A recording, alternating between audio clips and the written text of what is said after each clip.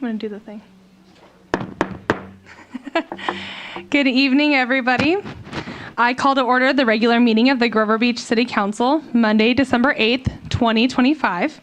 This meeting may also be viewed on cable channel 20 in Grover Beach and is available on live streaming on www.slow-span.org. Members of the public may provide public comment during the meeting by attending the meeting or calling 805-321-6639. The phone line is open now. All right, tonight our flag salute will be presented by Ramona Jeffries, and I'll have her come up over here and stand while I talk about you for a second.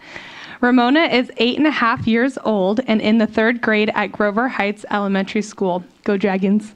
Ramona's favorite subject in school is reading. She also likes art and typing. She enjoys living on the Central Coast because of the weather. It is not too hot or too cold, although lately in December it's been a little bit toasty.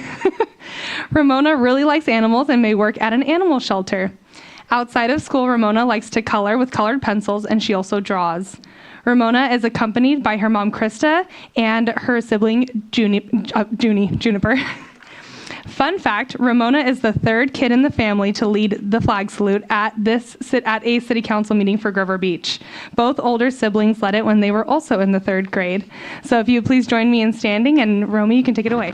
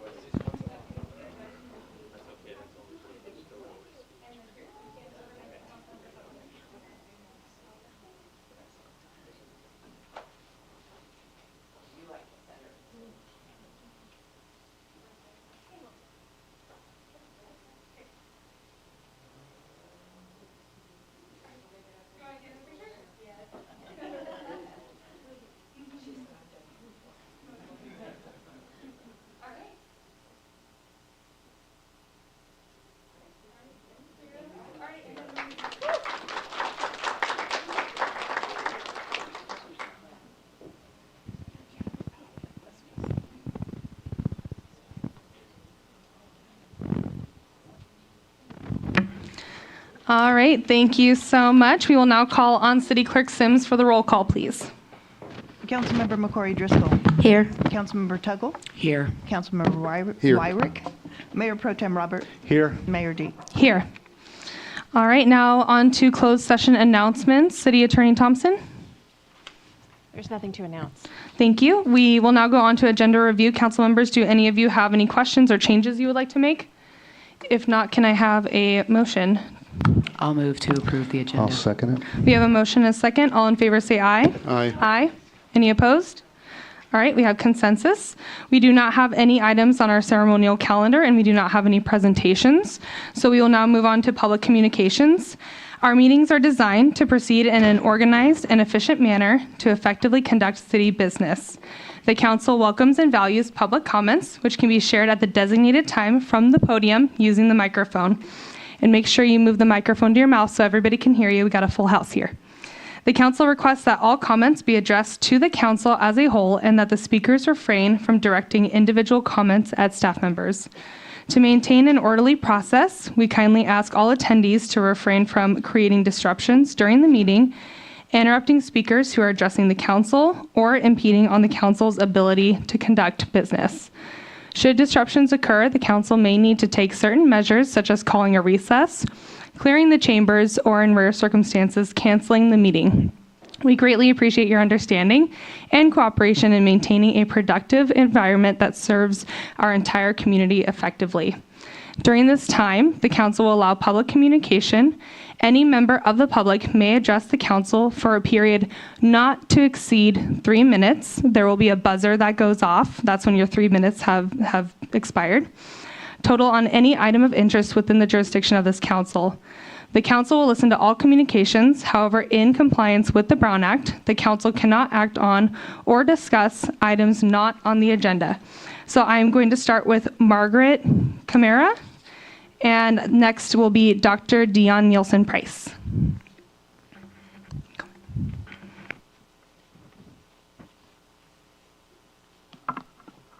Good evening, Mayor and members of the council. Thank you for allowing me to come and share my information on my nonprofit. I started this little nonprofit to pay vet bills for seniors and disabled animals and their owners and veterans. What happens is when the animal gets sick, I don't want to see them throw it out or put it down prematurely because of the cost of the vet bills. So I found it easier to start a program to help cover those vet bills, or at least make part of it available to them. So what I did is I asked the whole community to join me. Money is hard to come by, I know that, but I'm not asking for money. I'm asking for your trash, your recycles, plastic bottles and aluminum cans. What you throw out in the blue recycle bin, I'm asking not to do that, to save them instead for me. I pick up all over the city of Grover Beach, Pismo Beach, Arroyo Grande, and all of those areas. I've got a lot of restaurants and people gathering their recycles. There's so many animal lovers here. We are so blessed to live in this community. There's so many animal lovers that don't want to see elderly people get rid of their little animal that gives them unconditional love and companionship. For some of the elderly people, this is their reason for getting up in the morning. So I'm going to ask all of you and everybody here, please join me and do this. I have flyers that I can pass out. I have 5 drop sites in different locations where you can drop your recycles or pick up the phone and call me. I will pick it up from you. So I just want to share with everybody, this is really, really important that the community pull together to do this. We're a team, we're a community, and we don't want the little animals to be put down. The sick little angels just need our help. So please, everybody, join me and do this. Thank you for your comments. And you can leave the flyers over at the front desk over there. Okay, thank you. All right. Next, we have Dr. Dion Nielsen Price, followed by Joy Brim. Mayor D and City Council, my name is Dion Nielsen Price. I am the composer and co-producer of Behind Barbed Wire Redux, a glimpse into Central Coast Japanese Americans' life in World War II. And I'm here to invite you all to come to the commemoration that will take place January 23rd, 2026 in the Clark Center for Performing Arts in Arroyo Grande. So many lives of our neighbors and families around us were turned upside down at that time. And we want that commemoration now. I just noticed a week ago that Rachel Maddow has a new podcast, which is the shocking story of the executive order to target and round up innocent citizens, Japanese Americans, at the outbreak of World War II. And she uses the same photo that we used for our flyer. So I will put some flyers on the table. Please take them. And, you know, life was pretty miserable in those desolate camps in the desert. But the people kept their spirits up with sports and with music. In our multimedia commemoration, we have the Friendly Neighborhood Big Band, who will play swing music of the 1940s, that was my time, that was played and danced to in the camps. And we have a jazz vocalist, we have a baritone soloist who will sing some of my Children of War songs. And we have a fabulous Japanese saxophonist, Chika Inoue, who will play music that I had composed for the 75th commemoration in 2017 in Los Angeles, that she also played in San Francisco and in New York City. That piece is called Behind Barbed Wire, and we have named the whole show Behind Barbed Wire. There is a documentary video about life in the camps that accompanies the music, and it begins with Pearl Harbor and ends with Nagasaki and Hiroshima. We will also see segments of the video People of Honor by Central Coast historian Jim Gregory. I believe the highlight of our commemoration will be the family stories by a few descendants of internees, and especially by at least one, hopefully two, living survivors who will tell us about her time as a child in the Hart Mountain Camp. Thank you for your So I'll comments, Dr. see you on Yes. in January. Perfect. Thank you. And please leave some flyers over at the front. Thank you. Okay, now we have Joy Brim, but after that is Mike Wilson.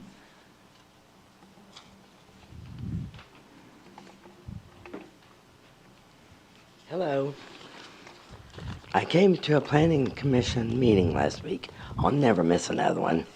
I feel bad because we complain, but we don't come to the meetings, which is horrible. I'm sure there was an infrastructure study done before the cruise ships were built. I hope. I just wonder, 40% of Californians have dogs. So how many people in these cruise ships down Grand are going to have dogs? Where are their dogs going to go to the bathroom? I can tell you right now, so many people go down to Front Street along the railroad tracks with their dogs. Nice place to walk. They can go to the bathroom, pick it up, whatever. And the neighbors and I, we sweep our streets so they're perfect because it's been proven you have less crime if your neighborhood is clean and looks nice. So we all participate. We have cleaned encampments up on Front Street. They dump sofas, mattresses, everything down there. I walk all the time. I call the city. They've been really good about picking up everything, but it has become a dumping ground. And that is another entrance to our city. With a lot of people that are in Pismo or any of the campgrounds come in that way. None of them want to get on the freeway. Same thing when I go on vacation. I don't want to get on the freeway. I want to see what's around me. And so if they come to any of our restaurants or anything, that's going to be what they're going to see when they come in. And as far as the man that wants to build, that has already built the tech center, that wants to build down by the railroad track, 28 condos and 36 townhomes? I'm not sure if I have that right. But I don't think that's a good idea because kids play soccer in the road right there. I counted. We have over 100 duplexes and apartments in that corner of town and no park. And I asked the kids, for 2 years they've been playing soccer in the street. Why don't you go to the beach? Oh, I don't have a dad.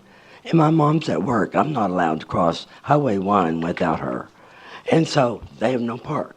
If we're going to let him build 50 structures there, why can't we make a park there instead? Or next to it. You know, Shell Beach just takes a little strip. They put a bench and mow it. That's all it takes. You don't have to spend a lot of money to do that. But it would give the kids somewhere to play.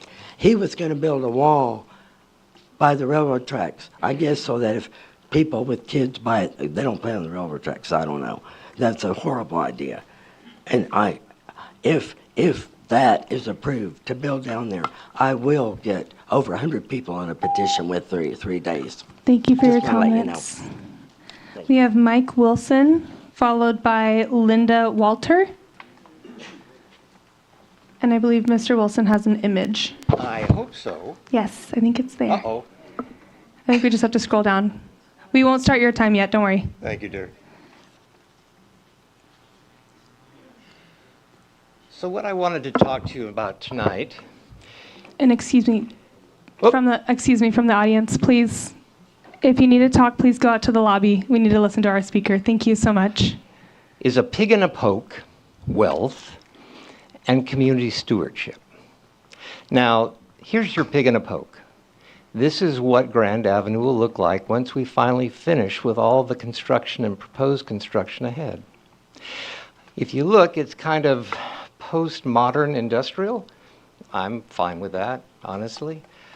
I guess the question that I have now is wealth.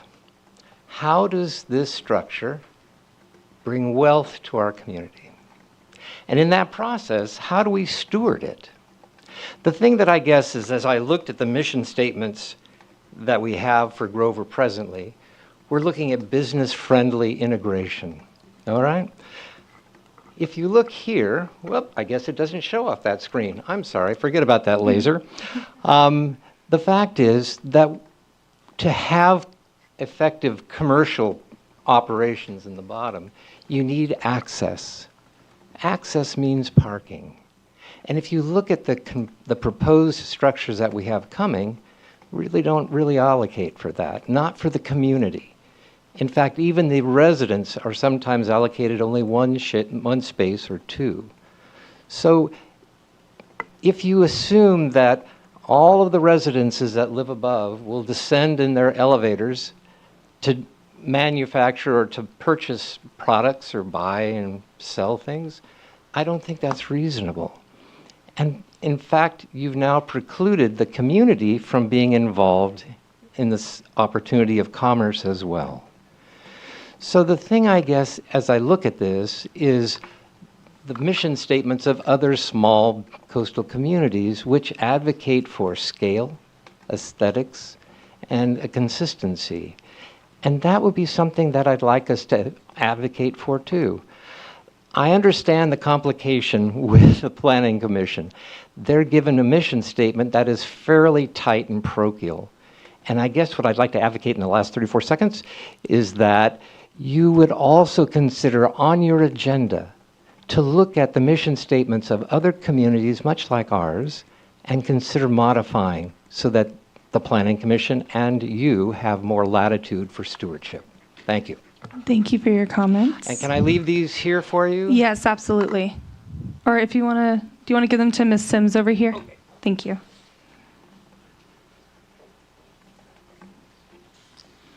All right, we have Linda Walter, followed by Kelvin Coveduck.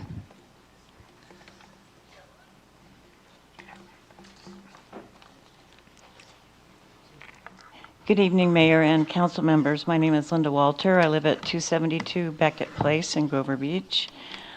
And the reason I'm here this evening, as in past meetings, is to talk about the extension of the Trinity project down Front Street. I have here a picture that I've had in my home for 20 years of the corner of Main Street and PCH in Huntington Beach. It was painted by a local artist in 2001, which depicts what it looked like from 1957 to 1987. A two-story building with Jack's Surfboard Shop and other local businesses, one story to the side of it. I lived there then until 1989. I remember driving down PCH and parking free of charge along the side of the road, like we used to do in Avila Beach, by the way, and walking down the beach to the pier and having an end scramble, which was a breakfast item, at the End Cafe, which sadly was demolished by nature in, I think it was 1988. Now you can't park along PCH. You have to park in their paid parking lots, and there are no cafes on the pier. Instead, you get to visit the tourist shops along Main Street, and if you want to park for free, you can hike in from about 3/4 of a mile from the neighborhood behind the town center. The corner of this picture is now 3 to 4 stories buildings, taking away the quaintness of the surf town. Grover Beach is now at a pinnacle of preventing what happened in Huntington Beach and other beach towns across California from happening. Front Street is an historical location. At one point, there was a service station, a grocery store, motel, and a church, making Front Street a central point of the town, back in the day of D.W. Grover, one of the founders. The section of Front Street that CCB is proposing to extend their Trinity project to is the only strip of what is left of Grover Beach's view of the beach and the dunes. I actually drove down there today, and it's comprised of 0.4 miles of a 1-mile strip that goes from the border of Oceano to Pismo Beach. You as a council, you can say enough is enough. You can contribute to saving our heritage for us and future generations and not making Grover Beach just another town that gave in to builders with big money. If not, then Grover Beach will become Thank just you. another nostalgic memory Thank you for your sketched comments, by a local Ms. artist Walter. the way it used to be. Thank you for your Thank you. comments. Thank you. We have Kelvin Koveduck.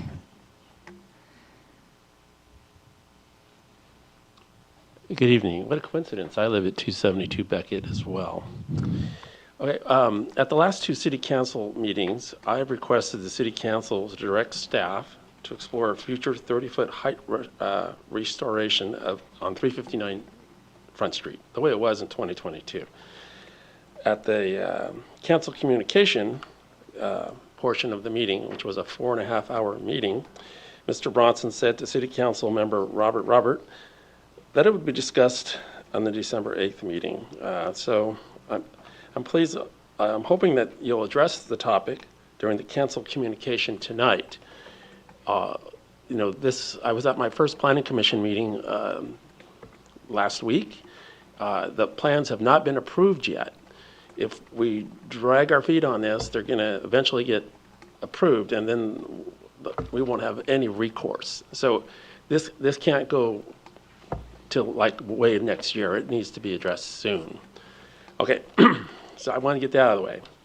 I don't want to read a bunch of rules, but Chapter 1, Section 3001 of the California Coastal Act states that the permanent protection of the state's natural and scenic resources should be considered during projects. Well, Trinity is a 40-foot project. It's not in compliance with the Coastal Act because you're going to block the scenic resources of our community. Okay, so it's in violation of the Coastal Act. It's also in violation of the, and when I say it, the project at 359 Front Street. The local coastal program has a rule, and it says it has priority in protecting the existing view corridors on roads running perpendicular to Highway 1. Well, anyone that lives here knows that Brighton and Ramona run perpendicular to Highway 1. And you can go on those two corridor roads and you'll see the view will be blocked by this project. So right there, it's a violation of the local coastal program. So there's two violations. There's the Coastal Act and the local coastal program. So I don't know how this can even be considered to be built. I just don't get it. David Swift of the Planning Commission questioned the 359 Front Street building plan. One of the other commissioners said, we've done this 4 or 5 times. He said, maybe we got it wrong. Well, let's make this right. Let's abide by the rules. Let's comply to the California Coastal Act and the LCP. Thank you. Thank you for your comments. I do not have any other speaker slips. Does anybody else wish to come up and speak on items not on the agenda? Excuse me. I was in my head, I thought Mr. Pfizer. I'm so sorry. Go ahead. Thank you very much. I'm here again. Randy Pfizer, 340 Front Street. Our family moved there in 1959. 25 years ago, I spoke several times for Brad Ford on promoting his tech center and the buildings he built there, which I'm still very, very, very happy with. What's coming up here, I'm not happy with. A lot of the nuts and bolts have been discussed here and at Planning Commission. I think the right thing to do for the city would be to look at the height limit again, and if you were able to raise it once, you can come back and look at it and try to get more information from the community. Discussing it during COVID was probably not a good way to get a lot of input, and I would like to, I'm sure for every one of us here, there's 10 more that if they would get off their butts, they would come down here and tell you the same thing. That's just too much for our city. Please come down, drive down Front Street, and stop somewhere in the middle between the tech center and the new building and look one way and look at that and then look the other way and imagine that right in front. And yes, it will be right in front of my house, the last unit.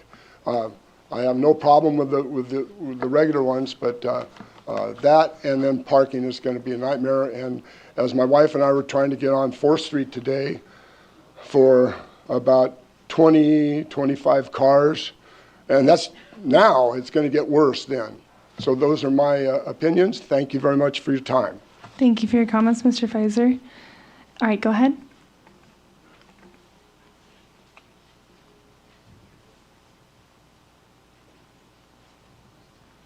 Yeah, thank you for your time. Stephen Brame, 971 Front Street. We purchased that house in '89, been there ever since, raised a family. My concern is really just, I'm going to give an overview of all the new development and the lack of apparent traffic control that has been associated with it.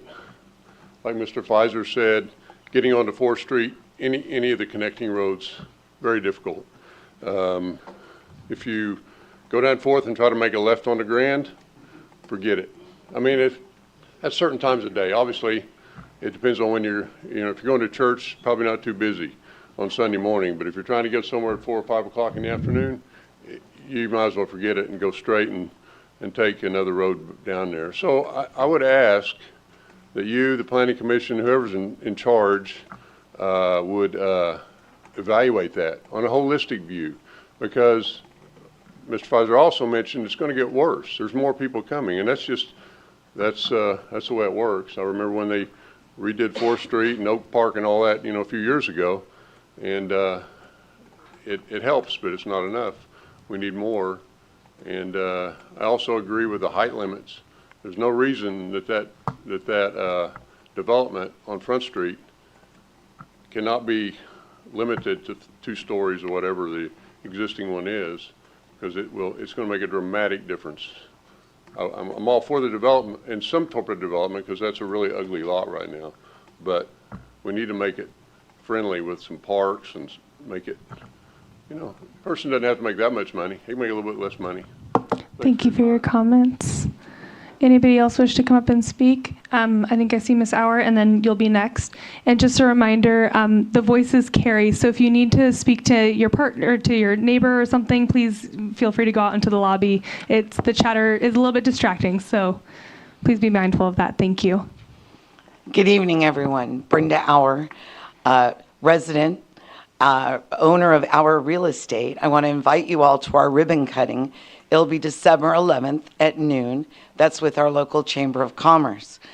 We're also in the works of getting our grand opening going after months and months of trying to get permits for our bathroom, so to equip the handicap. So come on down, let's have a good time. Good to meet you all there. I look really forward to it. I want to speak about that planning meeting. This room was full. I encourage everyone here, please go back and watch the planning meeting. You'll hear what the residents really feel about what's going on, the lack of transparency. I know no decisions were made, but you'll hear the views. And the people are really upset. They feel they've been left out in a lot of these decisions, which they have. A lot of things were changed during COVID when people were home trying to survive. Our wonderful planning department went in and changed those heights. Maybe go back and look at our general plan, the original plans, back when we were going to have a convention center. Those were the days that we were looking out for each other. That's stopped. Our public views, we're supposed to have those. Please drive down Ramona and Brighton. Stop at 3rd Street. You can actually see the boardwalk. This week was beautiful. Take a walk. Take a look at what you're taking away from the people that work so hard to be here, to live here. And it's real disappointing that our commissioner on the Planning Commission said she didn't know the history. Why should anybody be on any kind of board if they don't know the history and know what's going on? We have a lot of mistakes. There's been a lot of oops. Should have been an oversight committee looking out. We had loans that weren't paid. We have a former mayor here in the audience tonight that's going to run for an oversight committee that overlooked those loans. We've had so many problems, and it's not fair, and we don't want to be lied to. We have enough building. We've built enough, my city manager. If you say we have to do quotas, that's a lie. Is that why we don't have our attorney here? We have a new attorney? How come we weren't told about a new attorney? Did the old attorney disagree with all the lawsuits that were dragged on instead of actually doing right for the people? Well, I think I about covered it, didn't I? Have a good evening. I've got a little bit more to say later. Thank you for your comments, Ms. Sauer. Excuse me. Thank you. Anybody else wish to come did you want to come up and speak? Yes. My name is Dan Fitch. My home is on 75 Atlantic City Avenue. And frankly, the speakers who spoke ahead of me said it so much better than I could have. So rather than take everyone's time, ditto what they said. Thank you. Thank you for your comments, Mr. Fish. Okay, anybody else wish to come up and speak? Okay, go ahead.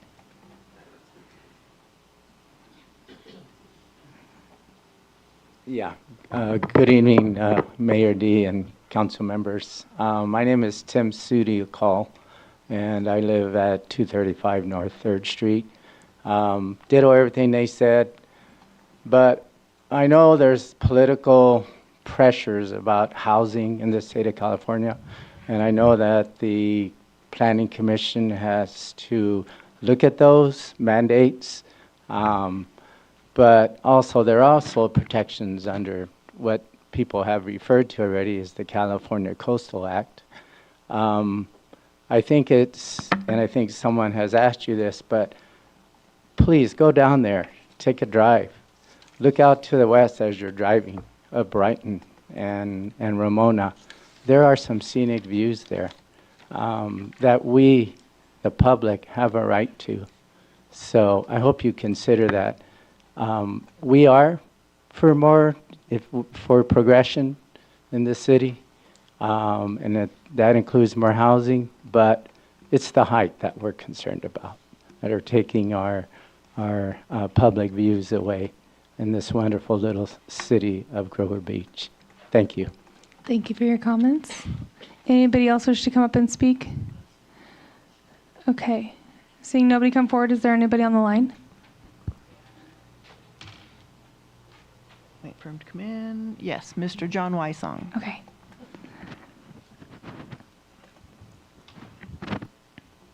Hello, Mr. Wysong.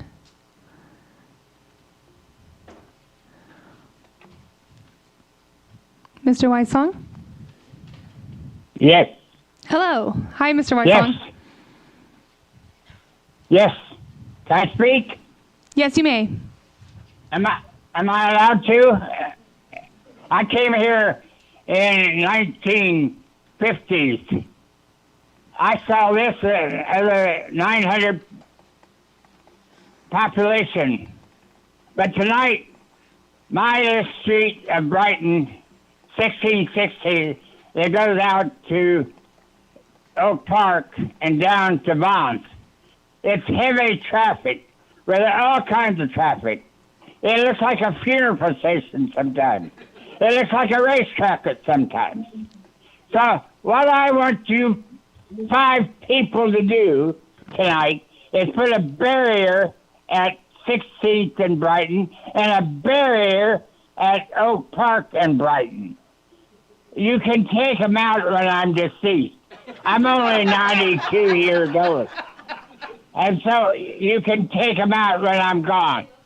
But while I'm alive, and I want to live peacefully and enjoy my life, then I want barriers at each street. That's not asking. By the way, I have gone across the United States 25 times driving.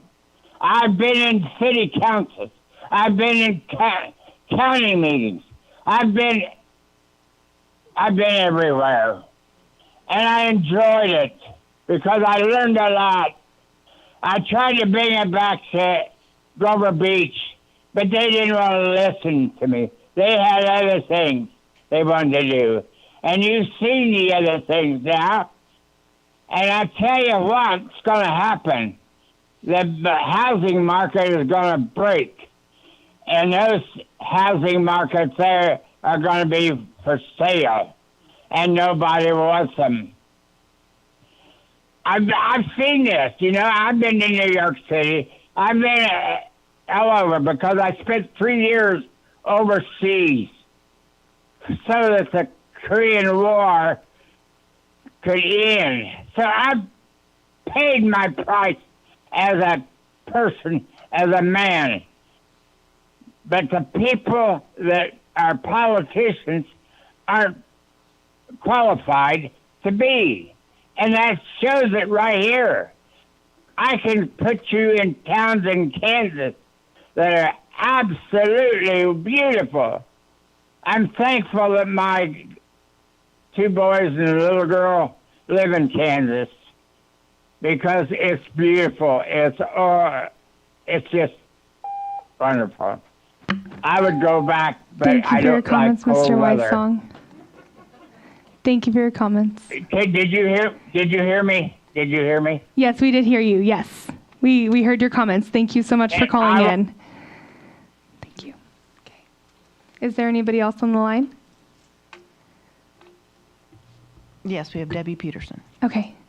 Hello, Ms. Peterson. Hello, hi there. Hi, Honorable Mayor and council members. I wanted to concur with Joy, who identified in asking for a park on Front Street one of the city's actual code suggestions, something that you can find in our code, and that is that we need a park in North Grover. And what an ideal place, something that is actually almost adjacent to our state park for those children to play soccer, especially when it's something that the city agrees needs to happen. I also wanted to mention a First Amendment violation at the Planning Commission meeting in which the people who wanted to speak on the agenda item about that development at 359 Front Street were told that they could only speak about the design of the project. And our own code says that they can speak to more than just the design, but the First Amendment overrides all of that in our state and our federal constitution. And I will say, for the chair, that she did at the end of the meeting, once it was too late for anyone to change what they had said or add to what they had said, she did say, oh, sorry about that. But sorry about that doesn't cut it. And the reason it's so egregious is because if anybody wants to appeal that project, they can only appeal it on subjects that they raised at a meeting. And so by doing what she did, she cut off an opportunity for people to appeal should they wish to at a later date on that project. The other thing, of course, is that it's in our code that you can do more, and clearly it would appear to me that planning commissioners and members of the city council are not reading these really important city documents that they rule on. And then finally, I wanted to talk a little bit more about the views because, of course, those of us who live in Grover Beach know what it's like every day to drive down the streets and see our ocean. We know that it's an incredible public resource and a gift to live in paradise. But the state identifies it not just as a local gift, something local scenes under the public purview, but it's of state and national, and I'm going to say international importance. These are scenic views that are unmatched and irreplaceable, and the state considers them to be essential to the national health and welfare. Thank you for your comments, Ms. Peterson. Is there anybody else on the line? Okay, I will now close the general public comment period, and we will move on to the consent agenda. So the following routine items listed on the consent portion of the agenda are scheduled for consideration as a group. We have the treasurer's reports for the period of October 1st through October 31st, the treasurer's reports for the 2025 sewer bond account, the minutes of the city council meeting on Monday, November 10th, 2025, and the fiscal year 25 to 26 first quarter financial review, and the fiscal year 24 to 25 development impact fee annual report. So I will now open for public comment on the consent agenda, and I do not have any speaker slips. Does anybody wish to come up and speak? No, Ms. Sauer, you can come on up.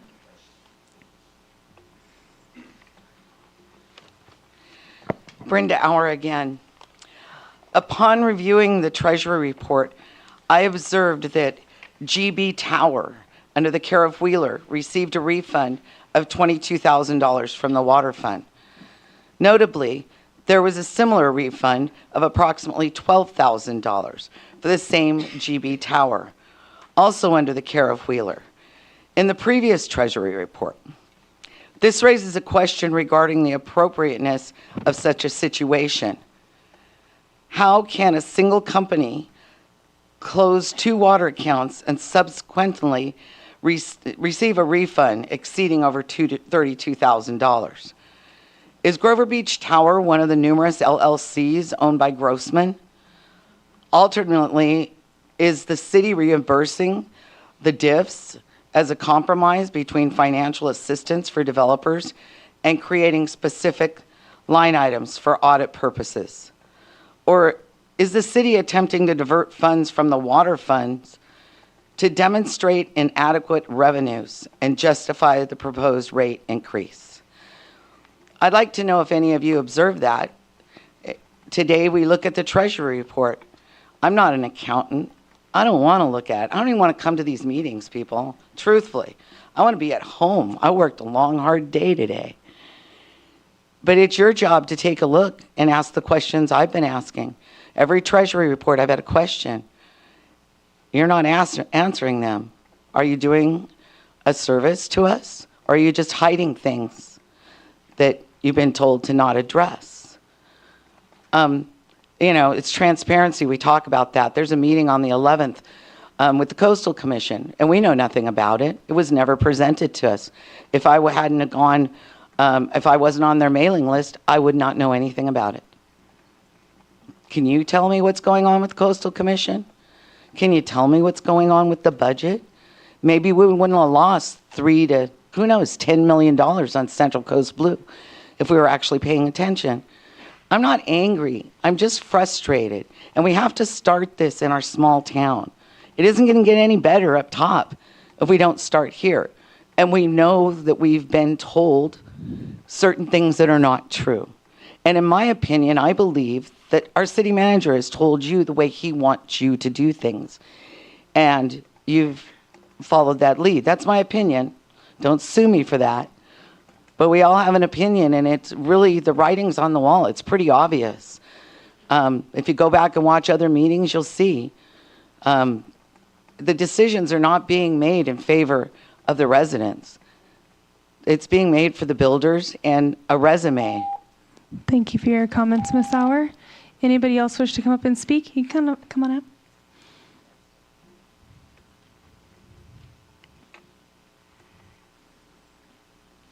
Joy Bram again. I don't know how this works. I have questions.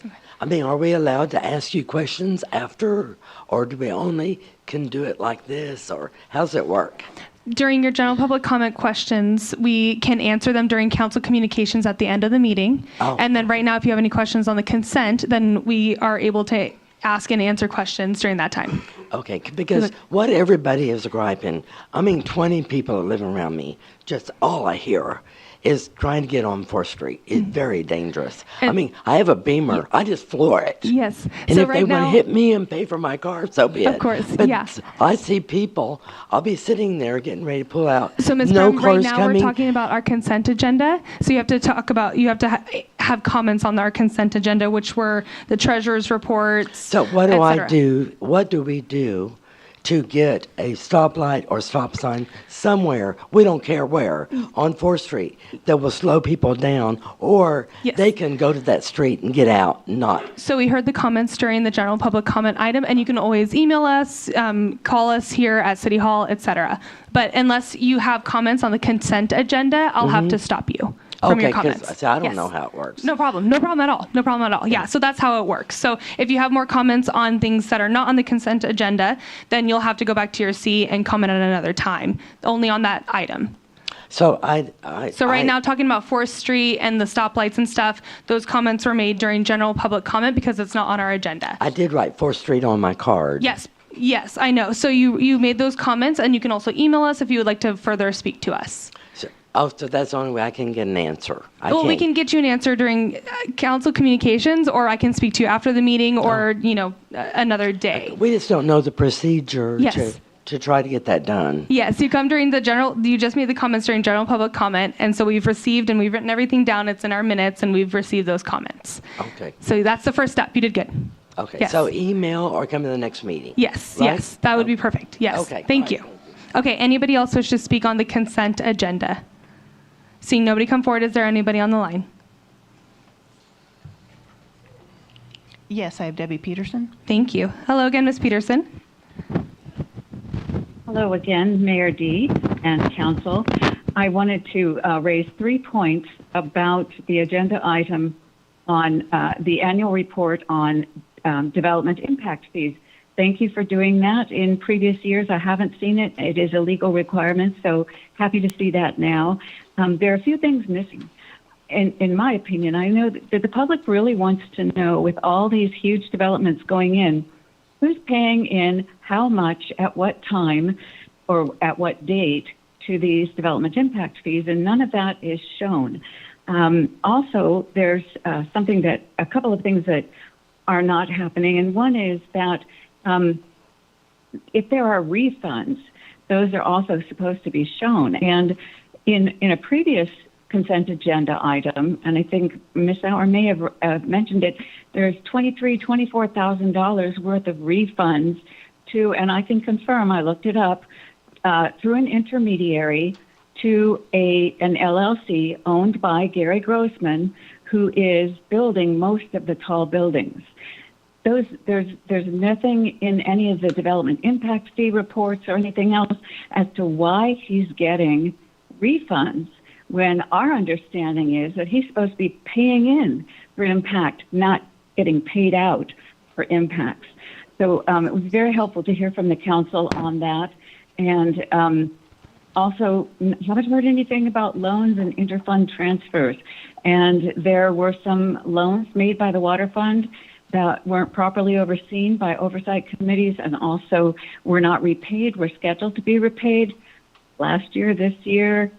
Haven't seen anything about that. So I'd like to know what's happening there. And if there are any other allocations, those are required to be reported. So a little bit more information, I think, would make the public sleep better at night, knowing that the developers are paying their fair share of their impacts on the city. Thank you.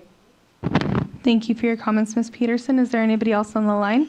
Okay, I will now close this item I would close the public comment on the consent agenda, and I will bring it back to the council for any questions, or if anybody wants to pull an item, or any comments. Go ahead. Did you want to? Did you want to? And if Steph could respond to a couple of those questions, that would be great. Okay. I believe there was a question about there were refunds. Yes, I can speak to this. So there is a $21,000 water fund refund that is in the Treasury report that is for overpayment by GB Towers, which is the HOA for the Palladium development, for the cost of water to the units. After the first few months of occupancy, it was discovered that the factory programmed meter installed at the property was defective and reading in cubic feet rather than 100 cubic feet, which meant that it was reading at 100 times what the actual usage was, which is extraordinary. And just like we find any kind of defective meter, in this case done by the factory, we fix that immediately and we refund the difference. So the amount that's being refunded is the cost difference between what they were charged and what they should have been charged based on the actual usage, based on our water rate schedule. It had nothing to do with... Excuse me, please. I cannot hear Mr. Bronson speaking. Sorry, the voices carry up here. Thank you. It had nothing to do with development impact fees. It was strictly for water usage and a defective meter that came from the factory that we discovered and fixed, and now they're being charged for the actual usage at their appropriate water rate schedule. Okay, thank you so much. Were there any other questions that I missed that the council wanted to address or ask Mr. Bronson or our city staff? No? Okay. Well then, if there's no other questions or comments, can I have a motion to approve the consent agenda? I'll move to approve the consent agenda. May I have a second? Yes. We have a motion and a second. May I have a roll call, please? Councilmember Wyrick. Yes. Councilmember Tuggle. Yes. Councilmember McCrory Driscoll. Yes. Mayor Pro Tem Robert. Yes. Mayor D. Yes. Thank you so much. Now we do not have any public hearing items, so we will move on to our regular business. The first one is the appointment to fill the citizen oversight committees for transaction and use tax revenue measures and Measure K14. And I will pass it over to City Manager Bronson. Thank you again, Mayor and Council members. What's before you is the selection of members for two different citizen oversight committees, the Oversight Committee for Transaction and Use Tax Revenue Measures, a 5-member committee, and the Oversight Committee for Revenue Measure K14, which is a 3-member committee. So this process is envisioned to be somewhat similar to the process the council uses in filling council vacancies. And I'll note that this is the first time that we will use this interview process for advisory body selections. Going forward, we will use a similar process for the Planning Commission as well as the Parks, Recreation, and Beautification Commission. We did advertise the positions back in November, and we received 12 qualified applications for these spots. We did have 2 individuals withdraw today, so there are 10 current candidates, applicants for these positions. And the council has flexibility. You can appoint 8 separate individuals. You can appoint 5 individuals and have 3 of them be on the Measure K14 committee. So the council has discretion in how many you appoint within the applicants that you have before you. So for the process, again, being similar to the council vacancy process, we will have all of the applicants go into the conference room to begin, and then one by one, on a random order as selected by the city clerk earlier, we will bring them out for a brief interview. We have 3 questions that the council will ask. I believe Mayor D, Mayor Pro Tem Robert, and Councilmember Wyrick will ask 3 questions of each applicant to be consistent. And then at that point, we will have a document on screen that will help the council in your selection process. You have flexibility in how you select these individuals. You have total flexibility. You can choose just by motion, second, and a vote. You can also ask each council member to identify your top choices for each of the committees, perhaps starting with the Revenue Measure Use Tax Committee first, filling that committee with the 5 individuals, and then you could fill the Measure K14 committee with 3 individuals. Once that is done, then we will ask the council to adopt the resolution. I believe, Madam City Clerk, at the January 12th meeting, just to wrap that up, the meetings for both bodies will take place on January 13th, starting with the Use Tax and Revenue Measure Committee at 3 o'clock, followed by the Measure K14 committee after that.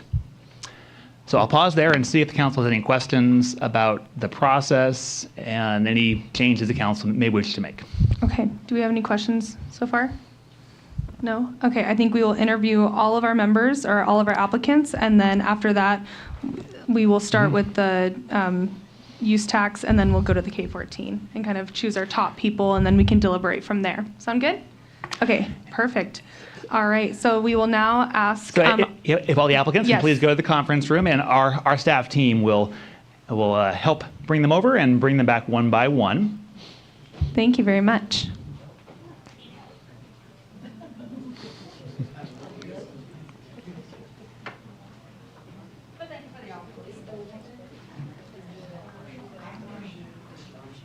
She's going to go first. Yes, and just for the full council's reference, we have one applicant, Gabrielle Weeks, who will be joining by call-in as she was unable to make the meeting in person. And so just for simplicity, we scheduled her first, and then from there we have the random order of those who are in person. Okay, perfect. All right, are we good? All right, thank you, Chief. Okay, so I suppose we will be starting with Miss Weeks. Okay. Can you hear me? Hi, Miss Weeks. Hello, how are you? Great. I'm so sorry that the team links didn't work that Wendy sent, because I would have been able to at least see you guys and have you see me, but I'm a disembodied voice. Sorry. Well, this works just fine. So we're just going to go right ahead with these 3 questions. It'll be quick. We have a lot of applicants. So my first question is, in 2 minutes or less, please tell us about yourself and why you want to be on one or both of the Citizens Oversight Committees for revenue measures. Well, in the application, it asked the same thing. I wrote a couple of sentences there. I won't duplicate those. Just since I've moved to town, I'm always doing a lot of volunteer work anywhere I live. I like to get involved in local stuff in the many cities I've lived in, and I was wanting to do that here in Grover Beach now. So any of those commissions, I know there's 2 different budget commissions or committees, whichever one needs the most help. And hearing the public comments, I hear there's a lot of questions about budget, so I'm happy to help wherever I'm needed. Wonderful. Okay, we're going to have Mayor Pro Tem Robert do the next question. Good evening, Mrs. Weeks. Thank you for your willingness to serve. What do you see as the role of citizen oversight committees in relation to the city's independent outside auditor in providing oversight into the implementation of voter-approved revenue measures? I think that was also on the application, but I filled it out like 4 weeks ago, so I can't remember exactly. Well, I looked it up on the website. The website says there was 5 members, but it didn't say who those members were. I didn't know if any of them were continuing on. So obviously, if I were to be appointed, I would want to look to the people who were there already, and hopefully half were being, continuing while another half are brought in new, to see what kind of stuff they've done in the past. And to, I've got fresh eyes, so I may have different questions than people who've lived there for 92 years, like the gentleman who spoke in the public comment thing. So I guess just to make sure community questions are being boiled down to something specific that then the council and city manager can address, so that recommendations can be made to the elected officials to see what you guys are going to do moving forward. Great, thank you. All right, we will now ask Councilmember Wyrick to answer, or to, no, you don't have to answer it, you're already up here, to ask the last question. Hello, can you hear me? You can answer if you'd like. Oh, are you able to hear me? Yes. Okay, perfect. So question number 3, is there anything else you would like to add, such as additional community involvement or skills that are relevant to your service on one or both of the citizen oversight committees?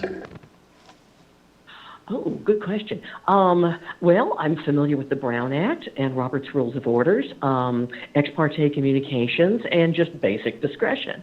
So that might be helpful. Also, I don't own a business in town, so there would be no perceived conflict.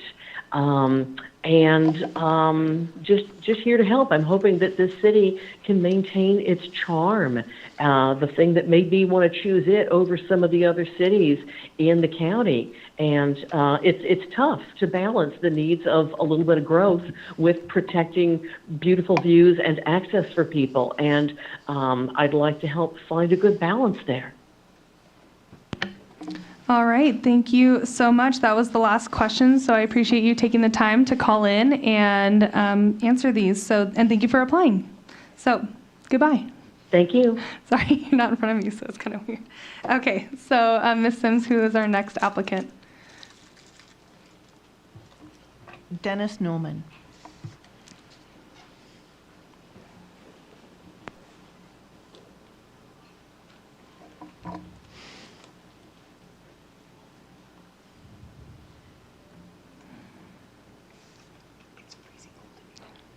No, the air conditioner working. Here.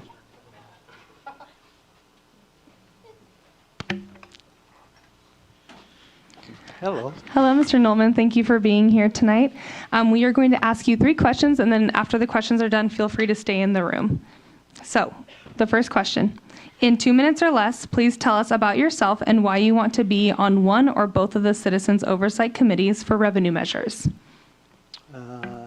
I'm retired. I have time on my hand and an interest to kind of contribute to the community. I've lived here for 30 years.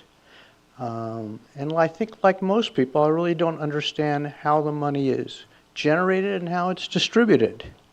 And so when I saw the advertisement, I thought, well, that'd be kind of a good way to learn to do that and contribute something back to the city.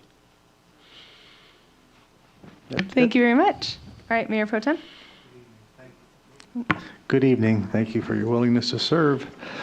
What do you see as the role of the citizen oversight committees in relation to the city's independent outside auditor in providing oversight into the implementation of voter-approved revenue measures? Well, that's one of the questions I have. Obviously, part of it is just verifying the figures and facts, but it states in the descriptions that it's supposed to be an advisory committee. Mm-hmm. And I can't find any evidence in some of the documents available that there was any advice given. It seems like it's just acknowledgement of the bottom line that's presented to them. And that's a question I have, is how much advisory is going to be provided by the committee members, or has historically been provided by the committee members. Very good. Thank you. Councilmember Wyrick. Good evening. Is there anything else you would like to add, such as additional committee involvement or skills that are relevant to your service on one or both of the citizen oversight committees? For 5 years, I was an associate dean at Cal Poly. I was in charge of the budget for 7 different departments. I generated the monthly reports for them. I helped the departments when they had difficulties, how to resolve those difficulties. The amount of money you're talking about for, is something I'm familiar with. I think I can handle the accounting procedures pretty fairly. Thank you. Thank you so much. Those are all of our questions, so feel free to stay in the room, and we will deliberate very soon. Thank you. Thank you. Jerry Ferguson. Okay.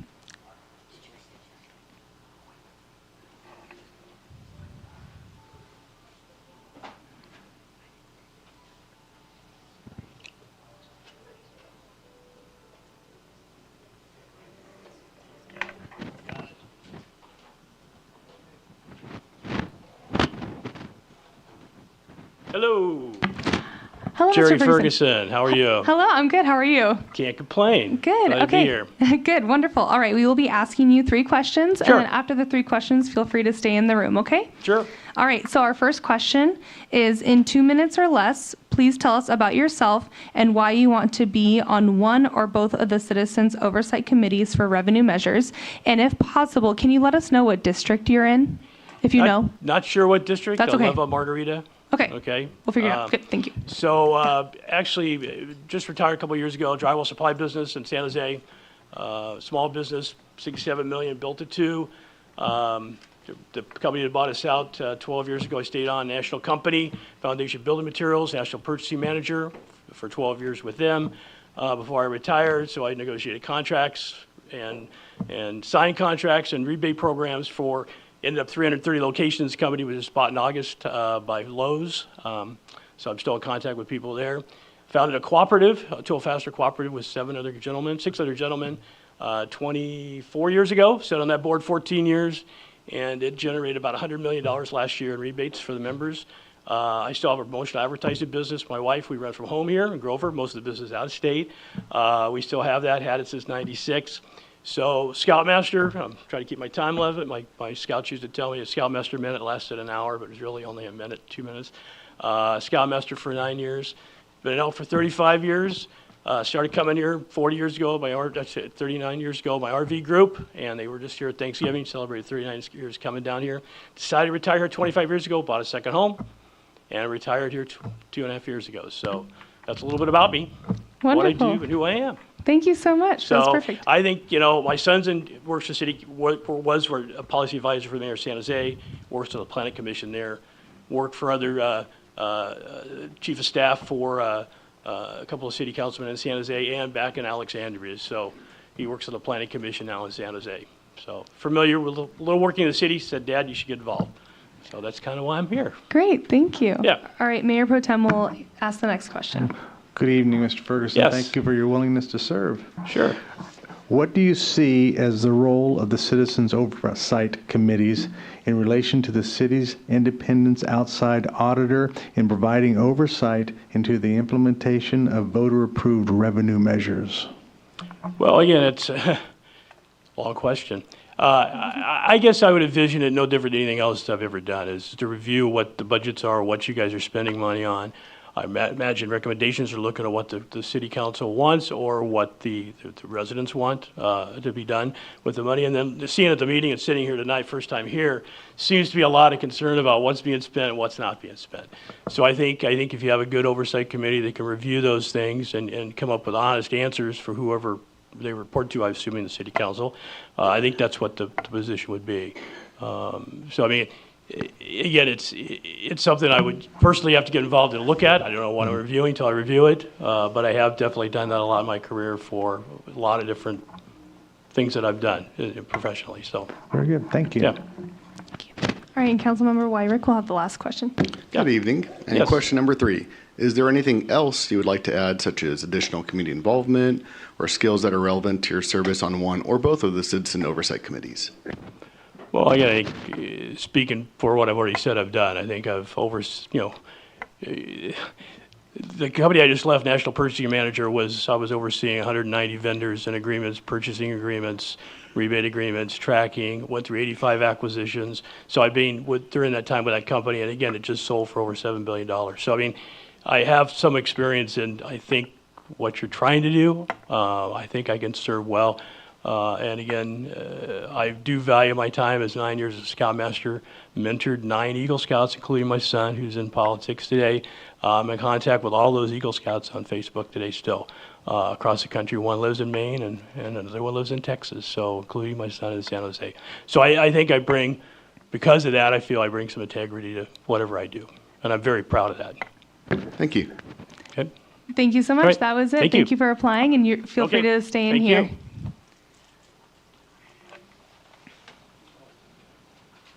Karen Bright.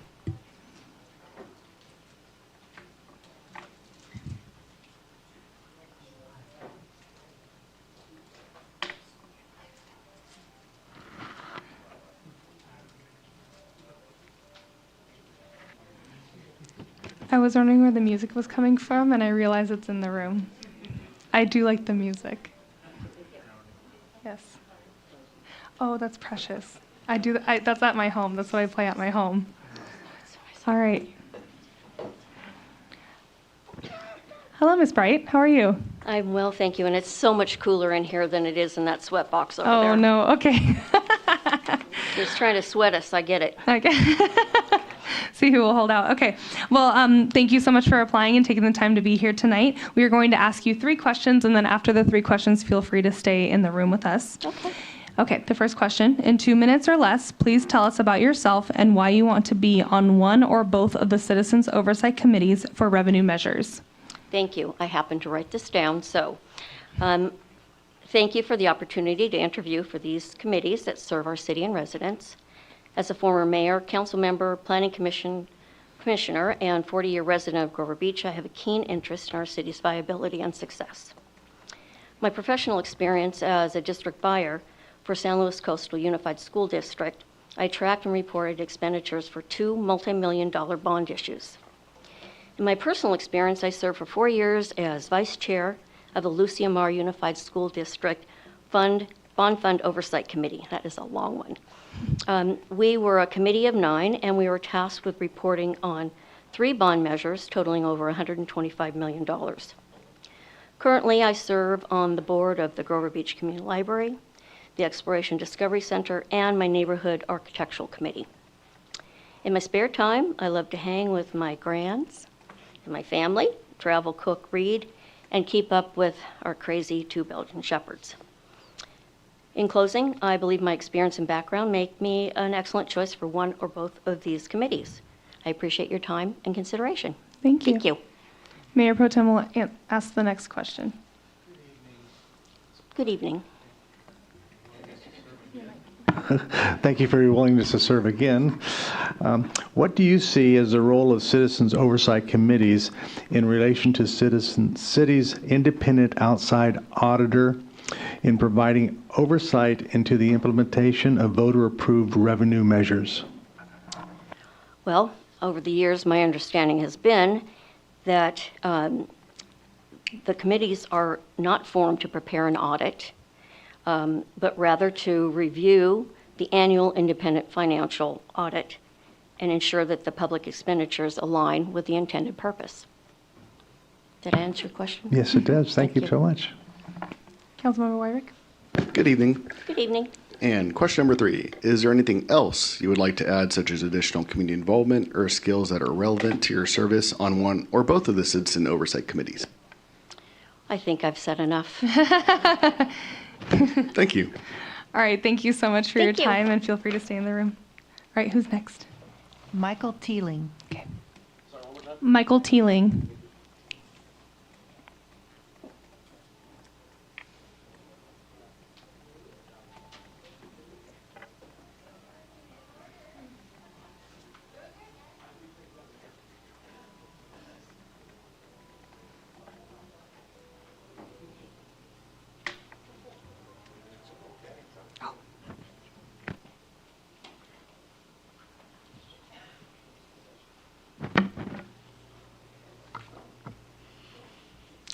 Hi, Mr. Teeling. How are you? Hello, good. How are you? Good, good. We are going to thank you for taking the time to be here and apply for the Oversight Committee. We are going to ask you 3 questions, and then after the 3 questions, feel free to stay in the room and join us. Can I read my little statement or no? We're going to ask you the questions. So Got it. your statement will probably be within one of these Somewhere questions. in one of the- okay, great, Yes. okay. So we'll start. In 2 minutes or less, please tell us about yourself and why you want to be on one or both of the Citizens Oversight Committees for revenue measures. And if you can, please tell us what district that you live in, if you know. Sure, yes, I'm in District 3. Okay, great.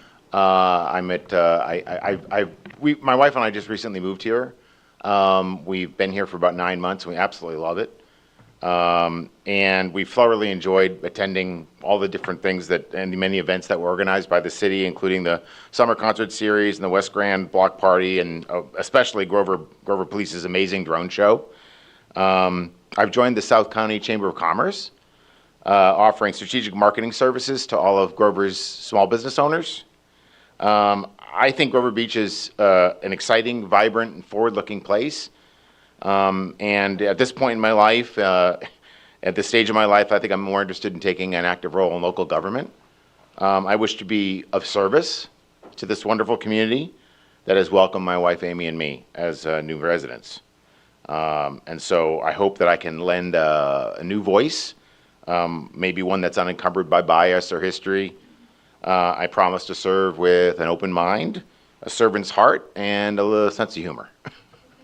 I like that. All right, Mayor Pro Tem? Good evening, Mr. Teeling. Thank you for your willingness to serve. What do you see as the role of citizens oversight committees in relation to the city's independent outside auditor in providing oversight into the implementation of voter-approved revenue measures? The citizen's voice. It's important to add the citizen's voice, the everyman, so to speak, to the process. You're our government. You work for us. Well, you should be. Obviously, we're happy that you're serving. You're obviously civil servants, and we're happy for you to be there to do things that maybe we don't want to do or whatever, so I appreciate that. But I think that we've got to make sure that, and I've applied to serve on either oversight committee. I will be seated and I'd be, I should say I'd be honored to serve on either one. So, but in any case, I think it's the most important thing is to make sure that the revenues are spent on projects and initiatives that are of the greatest need or that have the greatest impact on improving the quality of life for citizens like myself in the town. Very good. Thank you. Councilmember Wyrick. Good evening. And question number 3, is there anything else you would like to add, such as additional community involvement or skills that are relevant to your service on one or both of the citizen oversight committees? No, I think I've said my piece on that. You know, I hope to learn as well more about the city and how it runs and all that sort of stuff. So I figured this might be a good way to get my feet wet, get started. Thank you. Sure. Wonderful. Thank you. Thank you. Those are all the questions, so feel free to join us. Great. All All right, next. Jeff Lee. And Miss Bright, what district do you live in? What district do you live in? Okay, and Mr. Nolman, what district do you live in? Okay, thank you.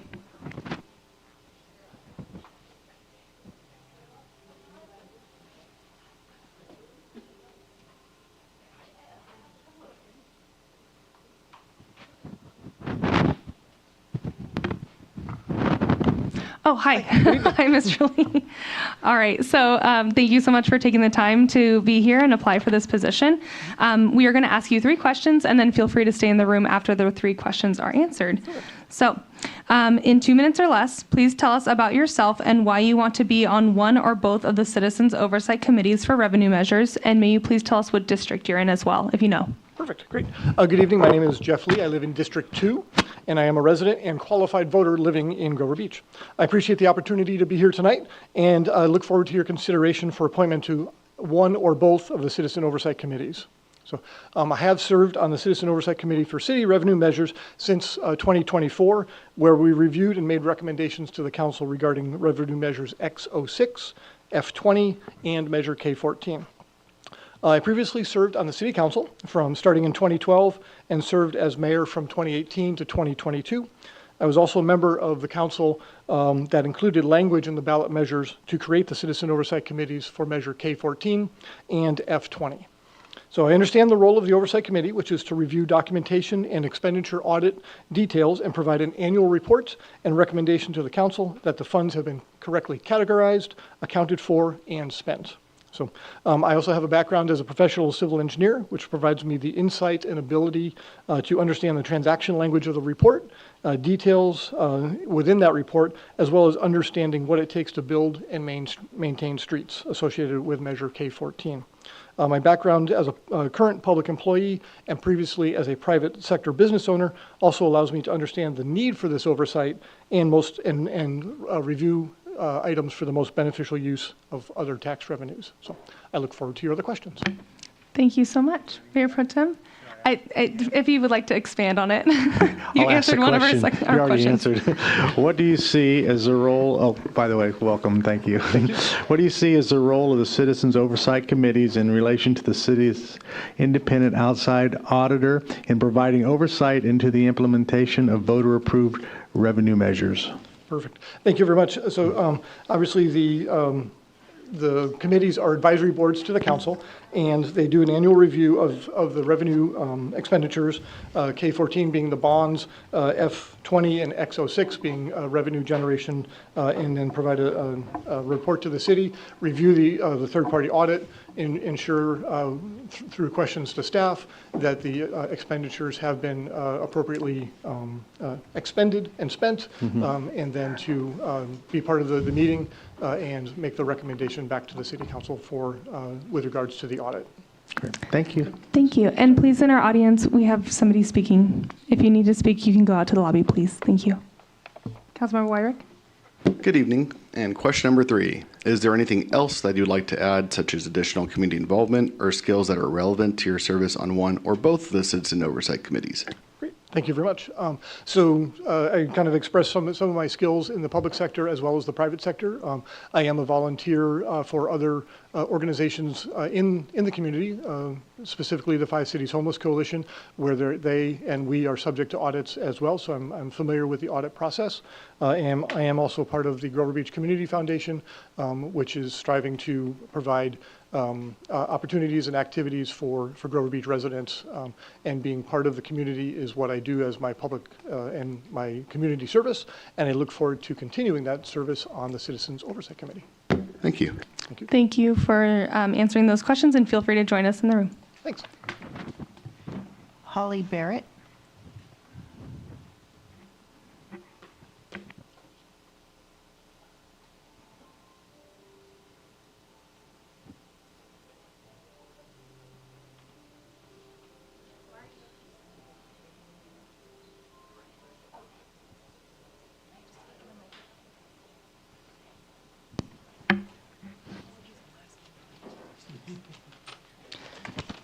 Now I'm nervous. Hello. Hi. Welcome. Hello. How are you? Good. How are you? Good. Thank you so much for being here and applying for this position. We are going to ask you 3 questions, and then feel free to join us in the room after the questions are all done, okay? All right, so in 2 minutes or less, please tell us about yourself and why you want to be on one or both of the Citizens Oversight Committees for revenue measures, and if you can, tell us what your district, the district that you live in, if you know. It's okay if you don't. Hello, everyone. My name is Holly Barrett. Nice to meet you all. Currently, I work at the Five Cities Homeless Coalition, and I'm the HR director there. And so I wanted to represent us and also take my work of being an HR professional to come to the community. I've been living in Grover Beach since 2003, so I'm to me, feel like a lifelong resident. I love our community, and I love everything that we do here. With that being said, I do bring a balance of fairness and consistency to the role that I would take, since that is pretty much my everyday job, being an HR director. I meet with very diverse employees as well, so just having that knowledge on the back end. And I also like fair and consistency in our processes and procedures. I do write those pretty much on a daily basis as well.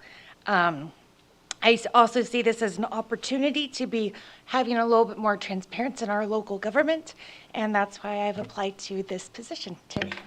Thank you, Ms. Barrett. Mayor Pro Tem will ask the next question. Good evening, Ms. Barrett. Thank you for your willingness to serve. And what do you see as the role of the Citizens Oversight Committees in relation to the city's independent outside audit in providing oversight into implementation of voter-approved revenue measures?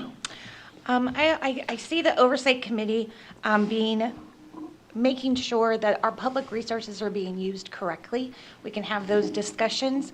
We can talk in our committee meeting and understand what is coming to us. Staying objective and staying fair and making sure that we are transparent with all the communications that would be needed for our Grover Beach public. Great, thank you. Councilmember Wyrick. Good evening. And question number 3, is there anything else that you'd like to add, such as additional community involvement or skills that are relevant to your service on one or both of the Citizen Oversight Committees? I've worked in state agencies before, so I believe that coming from a government standpoint, understanding budget, understanding how it affects the community, how it affects human resources, that's what I bring to the table. And also, I am committed to public service. I love our town. We enjoy going to the parades and just, kind of really embracing what we have here. I have a daughter that also has lived here since she was born in 2006. So again, just being part of the public and really putting forth Grover Beach in the best way I know how to possibly I could do it. Thank you. Thank you. Thank you so much. Those were the 3 questions, so we'll have you join us in the room here. Lauren Westfall.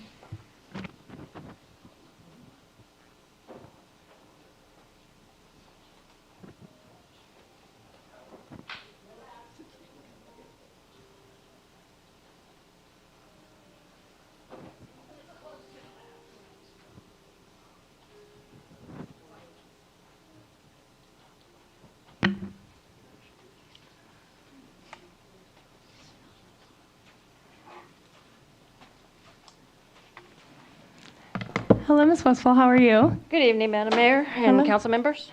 All right. So thank you so much for being here and taking the time out of your night to apply. Just a second, please. Oh, okay.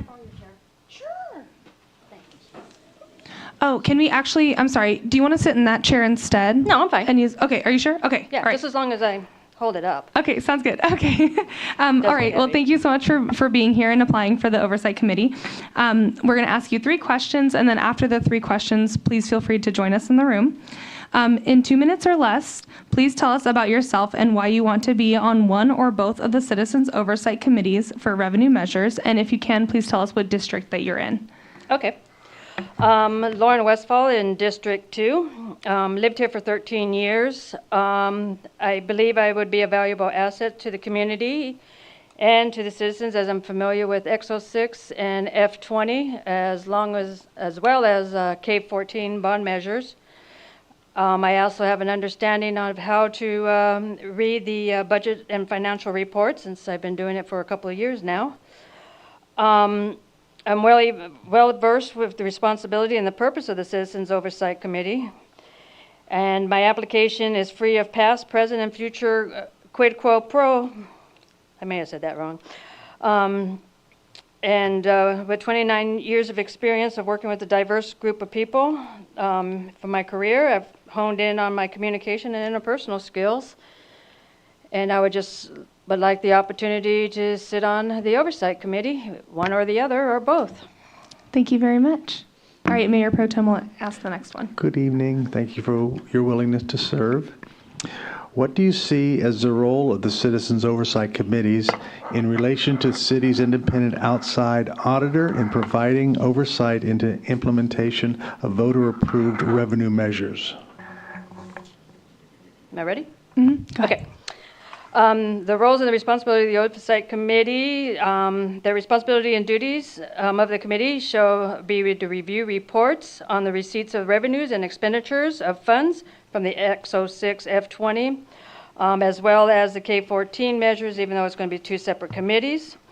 The Oversight Committee will submit a verbal or a written report. I'm not sure exactly, but the Oversight Committee will report to the staff, who will then in turn report to the council regarding the accuracy of the findings of the audit pertaining to the revenue and expenditure. And I understand that the Oversight Committee cannot make any budgetary decision-making authorities and shall not allocate financial resources or make a budget or service recommendation to staff or city council during their report. Furthermore, I understand it falls under the Brown Act. Thank you. That's an important one. Councilmember Wyrick? Good evening. And question number 3, is there anything else you would like to add, such as additional community involvement or skills that are relevant to your service on one or both of the Citizen Oversight Committees? Can you repeat that? Sure.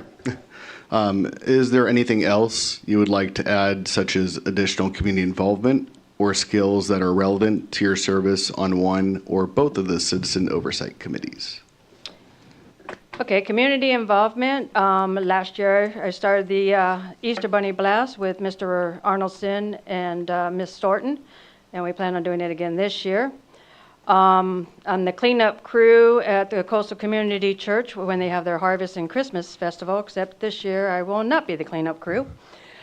As far as, I have no accounting skills. However, due to the fact I did buy my house at the age of 27 and basically invest in stuff and know how to invest in stuff, and I pretty much take care of my mom's finances, plus my own, and sometimes try to take care of others.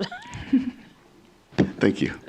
Thank you so much for your time. Those are all the questions, so feel free to join us in the room. Thank you. Who's next? Marcia Thornton.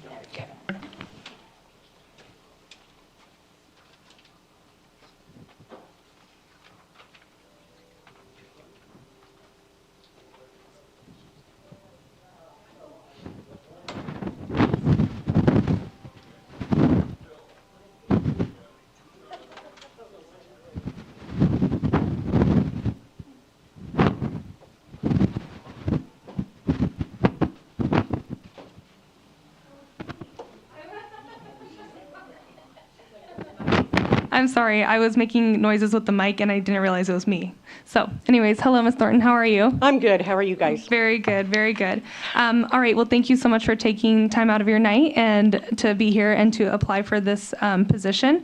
We are going to ask you 3 questions, and then after the questions, feel free to join us in the room, okay? Okay. So in 2 minutes or less, please tell us about yourself and why you want to be on one or both of the Citizens Oversight Committees for revenue measures, and please let us know what district you live in. I'm in District 4. Is this one of my 3 questions? This is one of your 3 questions. Oh, he's shaking his head. Anyway, I have lived here, since '69. Previously, I was a council member. And initially, when K14 passed, I thought, I'd like to be on that committee, because initially I understood that they would also have a hand in deciding what streets to do and how to design and all that good stuff. Would have some input in all of that. And didn't hear too much about it, and then when I did hear a little bit, I'm going, somebody needs to ask questions, so maybe you don't want me on this committee. I've had experience with keeping my own books. I know how to read a budget, being on the city council. And I like to see things done the way the people voted for them to be done, rather than skipping little things here and there and doing it other than how it was passed. I really have a problem with not following through with what was said was going to be. That's why I wanted to be on the committee. Thank you. All right, thank you. And then Mayor Pro Tem will ask the next Good question. evening. Thank you for your willingness to serve. What do you see as the role of the Citizens Oversight Committees in relation to the city's independent outside auditor in providing oversight into implementation of voter-approved revenue measures? As far as I have understood, we have nothing to do with the auditor. That's a whole separate ballgame. Our job is to see that the funds are spent the way they were intended to be spent. Good. Okay, thank you. Thank you. Councilmember Wyrick? Good evening, and question number 3. Is there anything else that you would like to add, such as additional community involvement or skills that are relevant to your service on one or both of the citizen oversight committees? All I can say is I'll be honest, I'll be fair, I'll ask questions, and if I've got a problem with something, I'm hoping somebody will answer it. You've got to be responsible, and I think I'm definitely responsible, fiscally responsible, and concerned about how things are done, and only that they're done right. It doesn't matter what I want. Thank you. Thank you. Thank you so much. Okay, next. Scott Steele.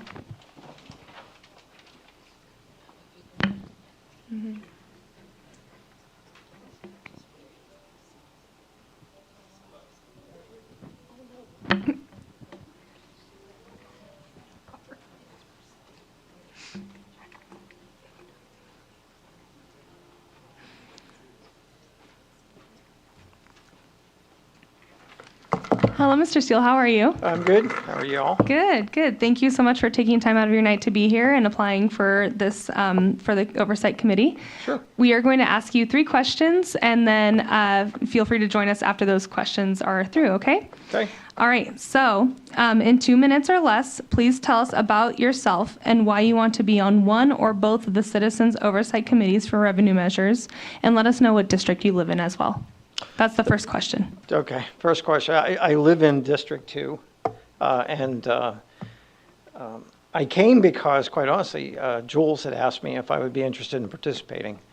A little bit about me. Came here and we bought the house in 2016. Moved here in 2017, and pretty happy with that move from the Bay Area.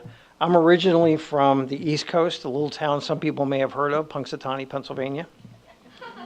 I grew up on a dairy farm, and I did my undergraduate work at Penn State and my graduate work at Colorado State. My degrees are in, my undergraduate degree is in soil sciences, but my graduate degree is in organizational development and leadership. I'm interested in participating in city government because we do need to participate in government.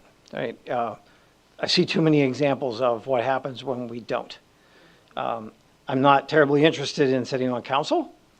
I'm more interested in being a supporting cast member. My work at AT&T as chief of staff or vice president, I did a great deal of work developing action plans based on reporting. Analyzing data sets. I've continued to do a lot of that work even after I left AT&T while I was operating my business in doing organizational development services for large organizations. I continued to have a focus around being sure that we're doing things that made sense. And so government needs to make sense. It's not a business. It's here because we're here to support individuals or the people that live in the city. And so I look at the way I can be of benefit is, are we using our funds expeditiously? And are we using them effectively? All right, Mayor Pro Tem. Good evening. Thank you for your willingness to serve. What do you see as the role of citizen oversight committees in relation to cities' independent outside auditor in providing oversight into the implementation of voter-approved revenue measures? That's a really loaded question. If I understand the question that you're asking, you want to be sure, or you want to know how I see the relationship between the independent auditor and the oversight committees. Is that correct? Yes. Okay. I would see them as being a complementary type of function. The external auditor has the responsibility of providing data sets and providing information that then the oversight committee would use in order to help give guidance and recommendation back to City Council as to how to proceed. There should be a strong relationship between the two. There needs to be safety in the conversations. So being able for the oversight committee to challenge the auditor where it's necessary and do it in a very professional and polite way is something that I would see as important. Very good. Thank you. Councilmember Wyrick. Good evening. And question number 3, is there anything else that you would like to add, such as additional community involvement or skills that are relevant to your service on one or both of the citizen oversight committees? That's going to get me in trouble. All right, so I mentioned that my graduate program and a lot of the work I did at AT&T revolved around organizational development. I won't call them strongly held opinions, but I will call them best use cases from the work that I've done, both my studies and the time that I spent directing and guiding all of the employee programs at AT&T. I think one of the skill sets I bring to the table is the ability to have a non-emotional look at data, but I'll find a way to apply it back to the human. And I think one of the things that I would be looking to do and how I could be of benefit is being able to ensure that as we move forward, as the committee moves forward giving recommendations, what's going to be that impact on the city, on the residents of the city, our constituents, if you will. I'm sure I could come up with about 6 other things if I let my mind wander, but for right now, I don't know that that's what you need. Thank you. Okay, thank you so much. Those were the questions, so feel free to join us in the room. The next step that we would be doing is public comment, but before that, do we want to take a break first? No? Break before public comment? After public comment? Okay. All right. Okay. We're all good? Okay. Let's keep it rolling. Okay. So now I will open up public comment on this item. Is there anybody that wishes to come up and speak?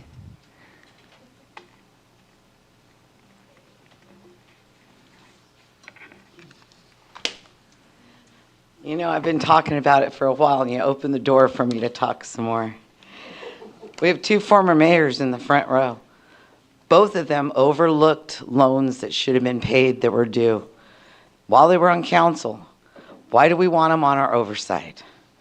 The last oversight meeting, I have it videotaped. I wish I could show it to you. It was a fiasco. One of the persons on the board brought up things that were not being done right, and he was shunned. The council, the board members were texting Jeff Lee, who wasn't there, themselves. It was completely inappropriate. The act was broken.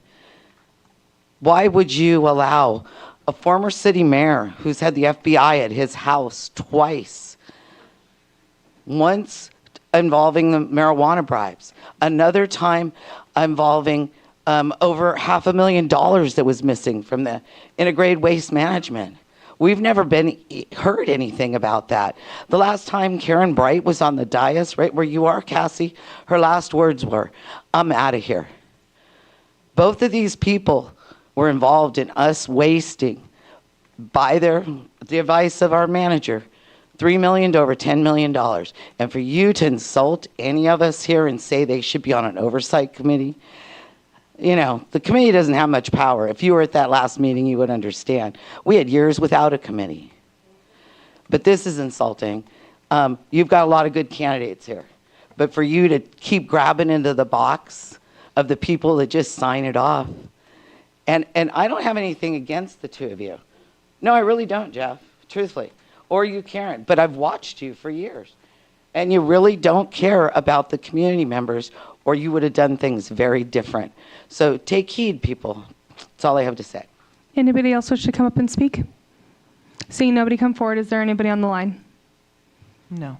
All right, then I will now close public comment on this item, and we are going to take a 10-minute break, please. Thank you so much. We'll be back at 7:50.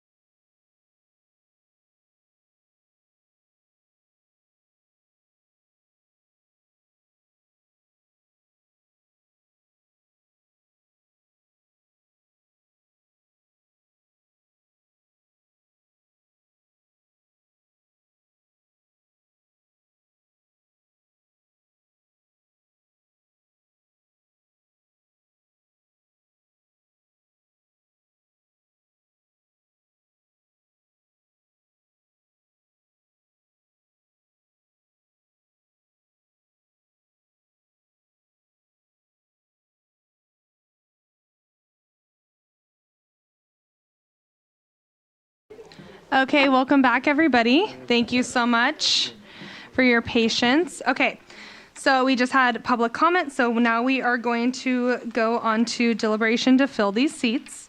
I wanted to ask the council, so basically what we have is on the screen, we have our choices, and I wanted to ask the council if we wanted to go through all of our choices for both oversight committees, or just start with one and then go to the next one. And then what we'll do is we'll each say our preferred people, and then we'll kind of get the consensus from there, almost like a majority vote. Does anybody have a preference on doing the entire list, both committees, or just start with one committee? Because we have friends that have preferences on which committee, I think we need to take them separately. Okay, sounds good. I would think. All right, so we will start with the Transaction and Use Tax Revenue Oversight Committee, and I'll go first. This is in no particular order, but my choices for this committee is Lauren Westfall, Mike Teeling. Sorry, I should go slower. Jerry Ferguson, Jeff Lee, Holly Barrett.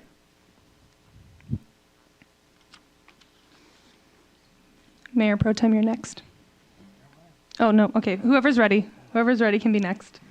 All right, we'll go to Councilmember McQuarrie just. Okay.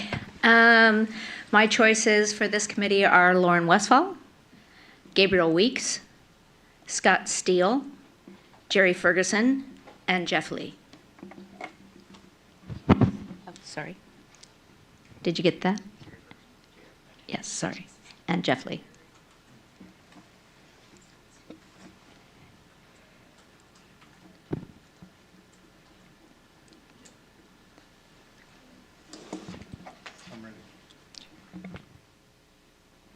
All right, Mayor Pro Tem.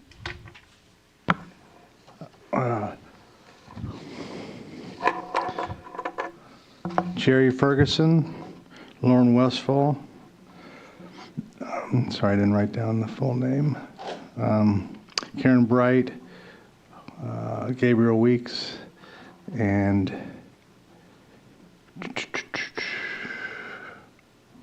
Michael Teely.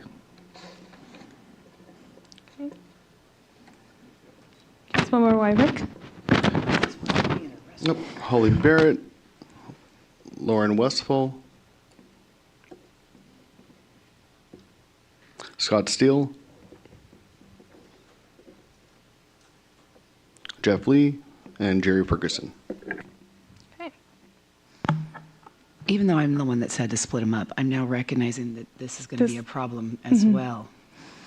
It'll be okay. We'll figure it out. You go with your list.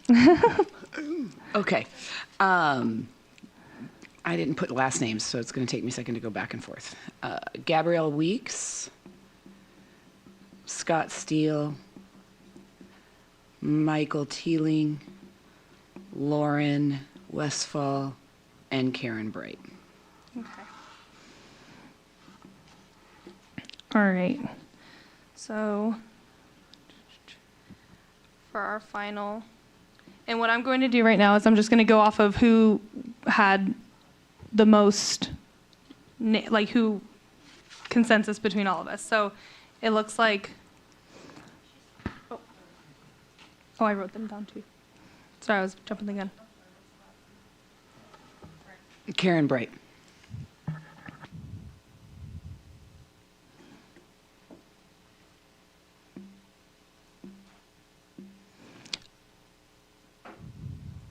Okay, so based off of this, we have Lauren Westfall. All of us chose Lauren.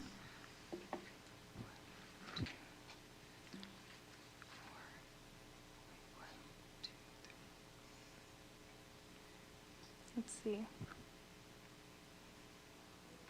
Jerry Ferguson.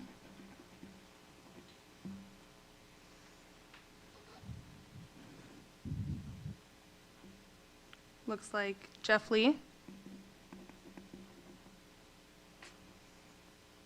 1, 2, 3, 4. Let's see. 1, 2, 3. Gabrielle. Oops, don't do that. Gabrielle, and Scott both had 3. Are we missing anybody else? Oh, Mike Teeling, 1, 2, 3. Mike Teeling. Okay.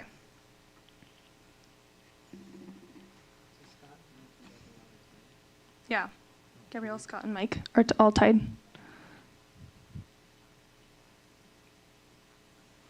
Okay. So then I think that we should do the next one. And then, because I have some recurring names on my next one. And then we'll go off of that. So for the revenue measure K14, my 3 members in no particular order were Dennis Nolman, Karen Bright, and Scott Steele. If they've already been put up there, should I choose somebody else in that spot? Was it chosen for your final person? Yeah, these were final. If they're on the list of, let's say I had Jeff Lee on K12, can I replace that with somebody else? Replace it with somebody else, Perfect, yeah. thank you. Unless you want him to be on both committees. Okay. All right, who wants to go first? I have Michael Teeling, Dennis Nolman, and Karen Bright. Okay. Yes, and just so, I think Mr. Nolman had a preference for the K14 one, by the way. So go ahead. Yeah, mine was Dennis Nolman, Karen Bright, and Michael Teeling. Teeling, Nolman. Okay, thank you. Mayor Pro Tem? Jeff Lee, Scott Steele, and Lauren Westfall. Okay. Karen Bright, I gotta reopen my thing, because I need last names. Dennis Nolman and Holly Barrett. Okay. So between all of us,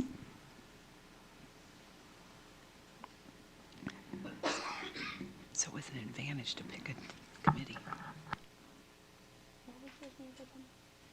Lauren, Jeff. Okay, thank you. Okay, got that up? Okay, so it looks like Dennis Nolman. 1, 2, 3. Karen Bright.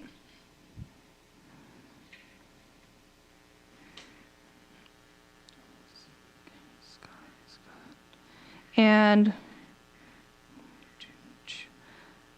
okay, so Mike Teeling has 2.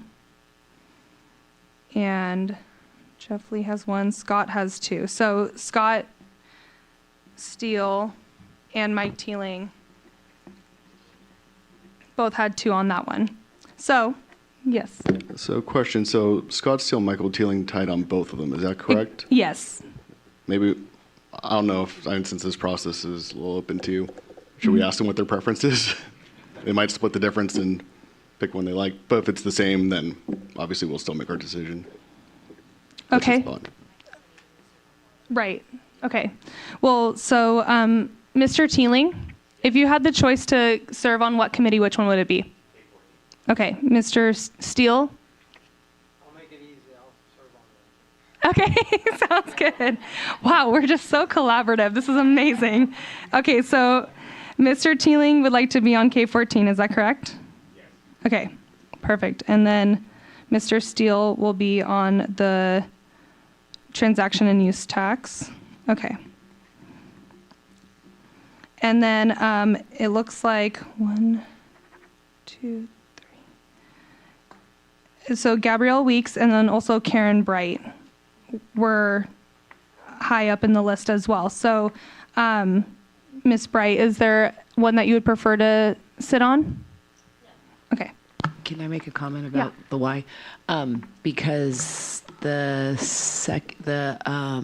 I'd like to see her on the 3-member committee because of having continuity of experience, where the other 2 are new to the conversation. Okay. So I think to provide a historical perspective, that would be helpful if you don't have a preference. I absolutely agree with that. Do we have agreement with that? Yes? Yes? So as of right now, for the transaction and use tax revenues, we have Lauren Westfall, Jerry Ferguson, Jeff Lee, Scott Steele, and Gabrielle Weeks. And then for the revenue measure K14, we have Dennis Nolman, Mike Teeling, and Karen Bright. Okay, so with that deliberation, great job. I would like to ask for a motion to accept these members. So, I'll make a motion that we accept the members for the committees. is that efficient enough? Is that enough? Sufficient enough? Okay, thank you so much. Okay. I'll second it, and may I add a comment? Yes, of course. I'd just like to say I love the fact that we had so many candidates. I love the fact that we have every district represented, and I just want to thank everybody, and it just made it so much easier to have a choice and to make sure that each district is represented, and I hope that all of our future appointments go this well. Perfect. Okay. So we have a motion and a second. May I have a roll call, please? And then we'll have further discussion. Mayor Pro Tem Robert? Yes. Councilmember McCory Driscoll? Yes. Councilmember Tuggle? Yes. Councilmember Wyrick? Yes. Mayor D? Yes. All right. Thank you so much. Further comments? Yeah, and just something to consider too is that for the planning commission and stuff, I believe for the Maddie Act list that we have too, there will be some vacancies potentially next year too. So as far as other people who want to continue to serve too, there's always opportunities that are coming up around the line. Just want to bring that up. Any other comments? No? Okay. Thank you so much to everyone who applied and are willing to serve. This is absolutely amazing, and I completely agree. It's great that we had so many people apply and want to get involved. So, great job, everybody. Okay, now we will move on to our next item, which will be item 7. It is the Central Coast Blue Advanced Water Purification Facility update, and I'm going to call on Community Development Director Martin. All right, thank you, Mayor and council members. Good evening, Megan Martin, Community Development Director.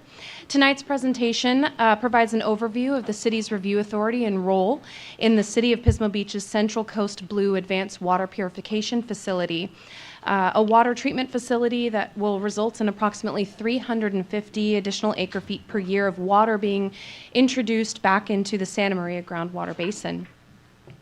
The site is owned by the City of Pismo Beach, but is located within the City of Grover Beach city limits at the end of Barca and Huber Streets. It includes 2 parcels totaling approximately 2.1 acres. For this presentation, I am focusing on assessor parcel number 060543016. That's the northerlymost parcel. The site is designated industrial in the general plan and is zoned industrial under the city's development code. A portion of the parcel is also within the coastal zone as shown on the site plan on your screen. The CCB project is classified a municipal water treatment facility. It's considered a critical public service. Government Code section, as seen on your screen, 53091, states that when a local agency builds a water treatment facility, the host city cannot require its normal land use approvals or building permits. So what does this mean? It means that there is no use permit and no development review. Even though the project is physically located in the city, we cannot require the project to go through our usual public hearing or entitlement process. There's no city building permit required. The city also cannot require its standard building permit, plan check, or inspections. So why? Because state law gives the constructing agency, here it's the City of Pismo Beach, the authority to move forward without local land use or building approvals when building water infrastructure. But this does not mean that there are no regulations or rules, and I want to make that very clear. The project must still comply with state building standards, life safety codes, environmental regulations, coastal regulations where applicable, and all engineering requirements. Those reviews will still occur, just not as the City of Grover Beach as the lead agency, as you see in our normal permitting process. So the bottom line, Grover Beach does have a role, but we are not the decision maker for the land use or building approvals on this particular facility. Our role instead will focus on collaboration with Pismo Beach on design, screening, noise, fire access, grading, utilities, traffic, and overall safety to ensure neighborhood compatibility and compliance to the extent feasible with our local standards. So the city has shared all applicable local regulation standards and guidelines. Those include the local coastal program, our general plan, our development code, as well as the industrial design guidelines. I'm going to go through each of these just for purposes of educating the council as well as the general public. I've outlined each of these documents and how they'll apply and what will be considered as they complete their design build and site design and planning for the facility. So the first is the local coastal program. So the Coastal Act and Coastal Permit Summary is as follows. The Coastal Act and LCP require a coastal development permit, or a CDP, for development inside the coastal zone. The CCB facility is within Grover Beach. The CCB facility within Grover Beach is now sited outside the city's coastal zone. Therefore, no city CDP is required. Prior CDP, or again, Coastal Development Permit, CDP is the acronym, prior CDP consolidation request from 2023 applied to the previous CCB design, which was located within the coastal zone as well as within City of Grover Beach's authority and jurisdiction of the coastal zone. Portions of the project outside the city limits may still require a CDP from other jurisdictions. For the revised project, CDP authority will rest with those jurisdictions, for example, Pismo Beach, the County of San Luis Obispo, as well as the Coastal Commission. The second that I've outlined for the City of Pismo Beach is the city's general plan. I've outlined the following land use element and safety element policies for their consideration. The first, land use element policy 11.3, location of industrial development. This policy supports siting industrial uses in appropriate industrial areas. The CCB facility is located within the city's designated industrial area and therefore would be found consistent with the city's general plan and siting. Land use element policy 11.4, clean industries. This policy encourages industrial uses that minimize environmental impacts. The CCB facility and project is a water purification facility. It aligns with the city's goal of promoting responsible industrial activity. Land use element policy 11.6, compatibility of new industrial development.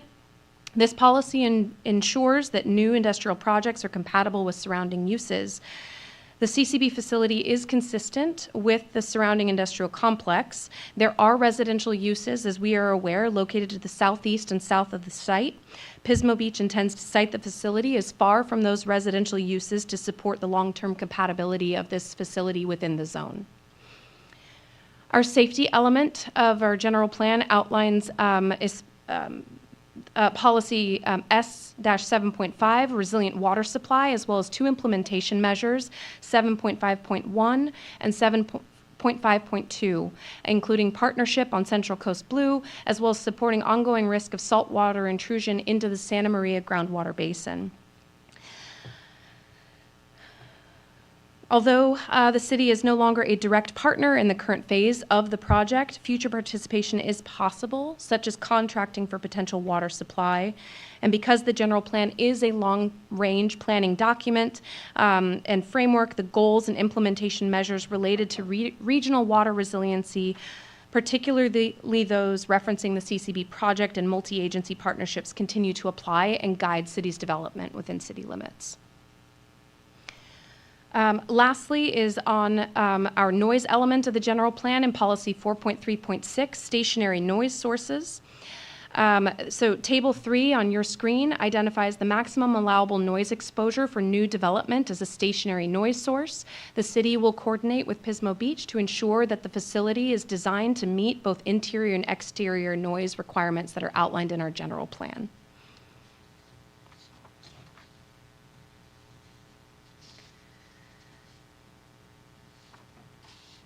The city also shared the Grover Beach Industrial Design Guidelines. The Industrial Design Guidelines establish expectations for visual quality, functionality, and compatibility of industrial development within the highlighted sections of the map in the upper right portion of your screen. The CCB facility will be designed in coordination with city staff to align with these guidelines, including architectural treatments, functional access, equipment placing, and landscaping to ensure compatibility with surrounding uses. And lastly, the city's development code. The city's development code identifies specific development standards and requirements for development projects. The city's development code outlines standards for projects including setbacks, screening, and performance measures. I've highlighted those items consistent with our industrial zone on the right side of your screen, as well as it spans over to the other requirements relating to landscaping, fences, walls, and screening, parking, and signage. Any overlap with recommendations and suggestions from the industrial design guidelines of our community will be taken into consideration. With that, I just wanted to also speak to the environmental review for the project. So Pismo Beach did act as the lead agency in preparation and certification of the environmental impact report. Grover Beach acted as a responsible agency. In 2021, the EIR was certified, and an addendum based on some project scope changes was approved in 2023. An EIR addendum was approved in 2023. This refined project, as proposed, is substantially smaller in scope and falls entirely within the impacts evaluated and mitigated under the original and final EIR and addendum. So previous adopted mitigation measures remain applicable and address project impacts. No substantial changes to the project or circumstances would require revisions under CEQA. Therefore, an addendum is not required.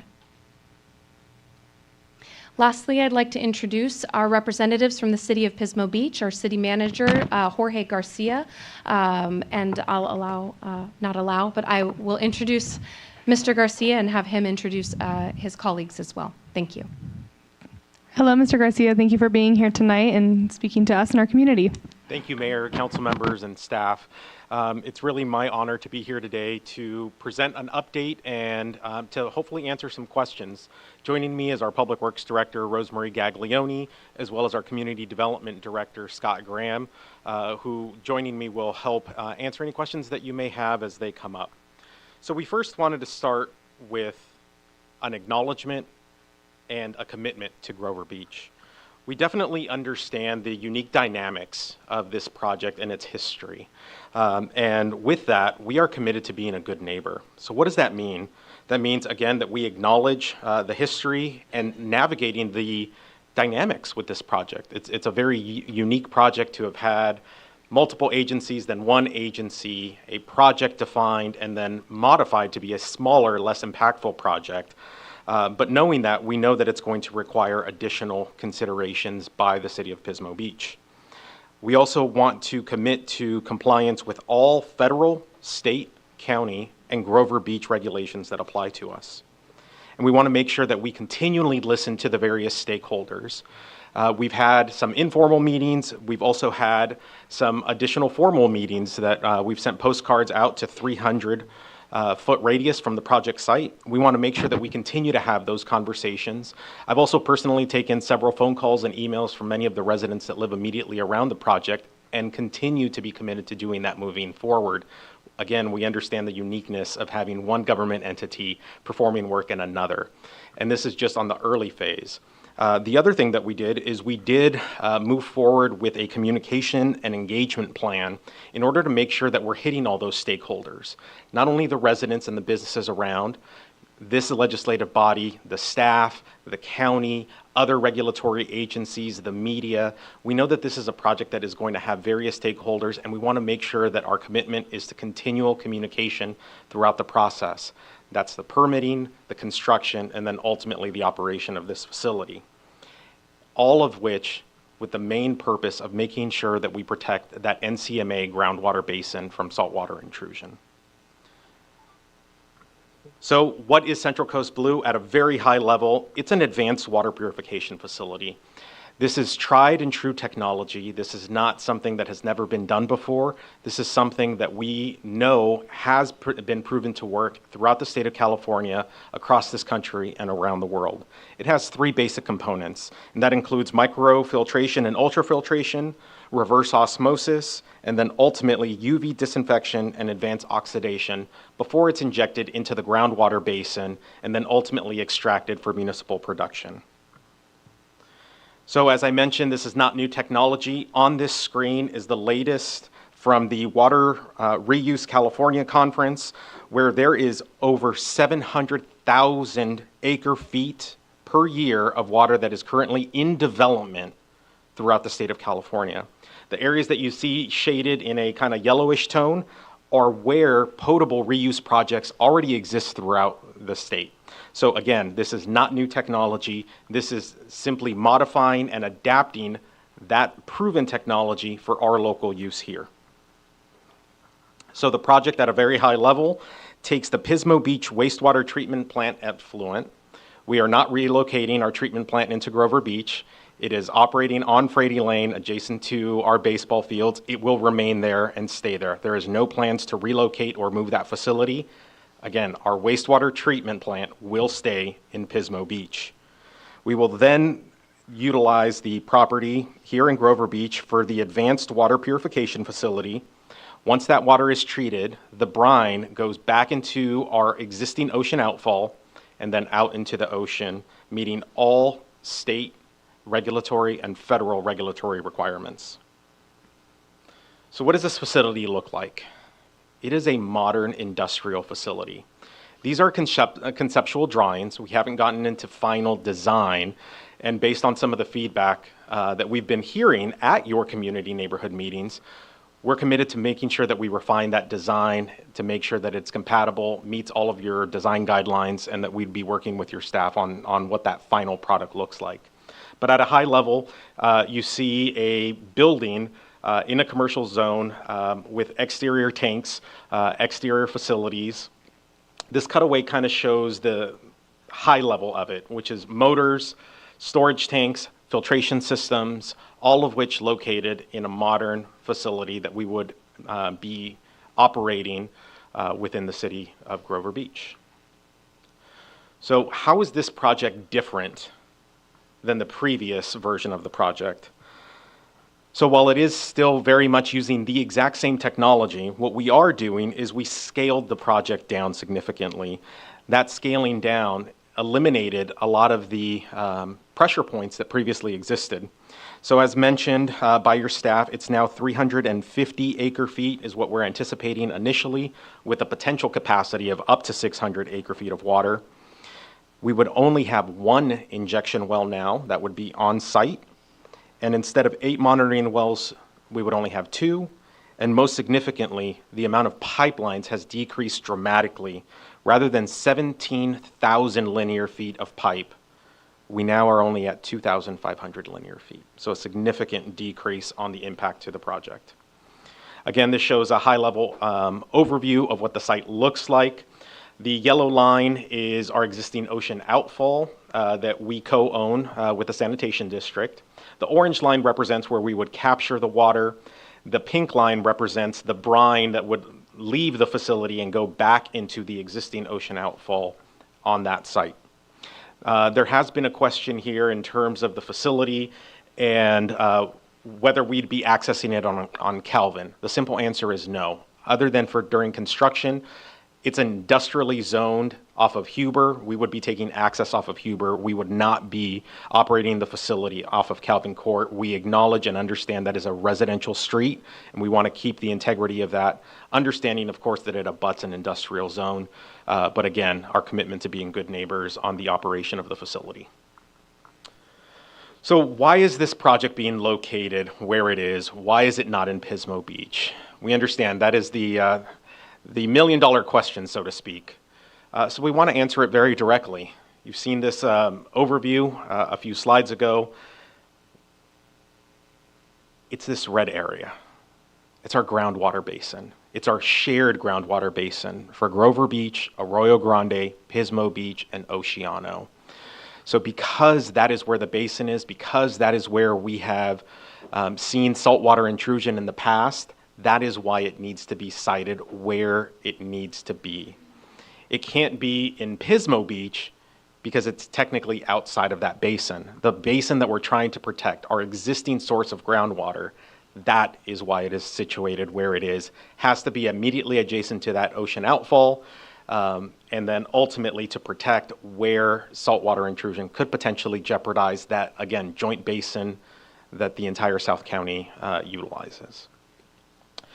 There has been a question as it relates to noise. So we wanted to answer that. And the question that we get is, what is this going to sound like? Well, as Ms. Martin noted, you have zoning, your code enforcement, your municipal code sections that outline what the noise levels need to be, not just during construction, but more importantly, during the operation of the facility. And it cannot exceed, during daytime hours, 70 decibels, during nighttime hours, 65 decibels. Well, those are numbers. What does that mean? It's largely about the sound of a vacuum cleaner. Now, what we would be doing is during our final design, we would be designing to that limit. So our facility could not exceed that. Our contractors will have to do the design, sound deadening, any other modifications to the facility in order to make sure that we are operating under that threshold. If we are exceeding that threshold, we fully understand and acknowledge that Grover Beach would then be going through code enforcement against the city of Pismo Beach if we are not able to meet those requirements. So of all the requirements that Ms. Martin noted in her presentation that we are exempt from, that is not one. We are not exempt from that requirement. We need to abide by that. That will be made very clear during our engineering design, final product delivery. That will be a deliverable that we have on our end, because if not, I have a facility I can't operate. So just wanted to make sure I make that point clear for this council. So in terms of timelines, where are we? What are the next steps? Right now, what you see in the very far left towards the top is OA procurement. That means owner's advisor. So we are embarking on a design build process for this facility. It's an alternative design delivery method that is aimed to make sure that we meet project deliverables on time, on budget, at a fixed price. As this council is aware, as well as my council is very aware, sticker shock is something that is very real. This gets us to a guaranteed fixed price deliverable much faster, which we're anticipating based on this schedule to be late 2026. Once we receive that, we immediately go into a multi-prong approach of having design, construction permitting, operation permit, and construction. Construction, on this, the one variable on that, we may be able to do some of the pipelines and injection wells sooner, as that is further along in the design and is a little bit more straightforward. But again, we would be coordinating with your staff along that timeline in order to make sure that we're communicating, any impacts are mitigated, so on and so forth. And with that, that concludes my presentation. I'll pass it over to your city manager. Thank you, Mr. Garcia. And just very briefly, in closing comments before we turn it over to the council, just to reiterate a couple of points. One, just as Ms. Martin mentioned, to be very clear, the city is not in the role of permitting this project. We don't have that permitting authority based on the government codes for a municipal water facility, nor is the city in the authority of issuing a coastal development permit for this iteration of the project, unlike a previous iteration that was taking place within our coastal zone. So just to be very clear, because we hear those questions coming up, and Ms. Martin touched on that, and I wanted to add some emphasis to both of those points. What we do have is a vested interest in working with the city of Pismo Beach on a very unique project occurring in our city that does support our groundwater basin that we all depend on. And the commitment expressed by the city of Pismo Beach is valued and appreciated, and we will work with them diligently at the staff level in ensuring that continues with our community, with our residents, with our organization as this project goes forward in the coming years. So that's our vested interest, that's our role, and you have our staff's assurance that we'll work very closely with our counterparts in Pismo Beach to carry that out. Thank you. Okay, thank you so much. We're going to bring it back to the council for questions. And first, I'd like to say thank you to the city of Pismo. Thank you, Ms. Martin. Thank you, Mr. Bronson, for all the information. I know that there's a lot going on here. And you answered a couple of my questions already, but I did have one question. So as you mentioned that, we will not be holding any public hearings because that's not our jurisdiction. However, does the city of Pismo still need to hold public hearings, like at the Coastal Commission level, the state level, and within that public hearing realm, will you be notifying the residents that are required and within that area? So yes, we will have decision points locally within the city of Pismo Beach on the contract, and several other decision points throughout the process. So we will continue to have those. Those are open and available to anyone. So we will continue to have that, as well as we will have to go to the Coastal Commission for our permitting, because there are components of the project that are within the coastal zone. So there absolutely will continue to be those notifications and opportunity for the public to opine on their on the project itself. Okay, thank you.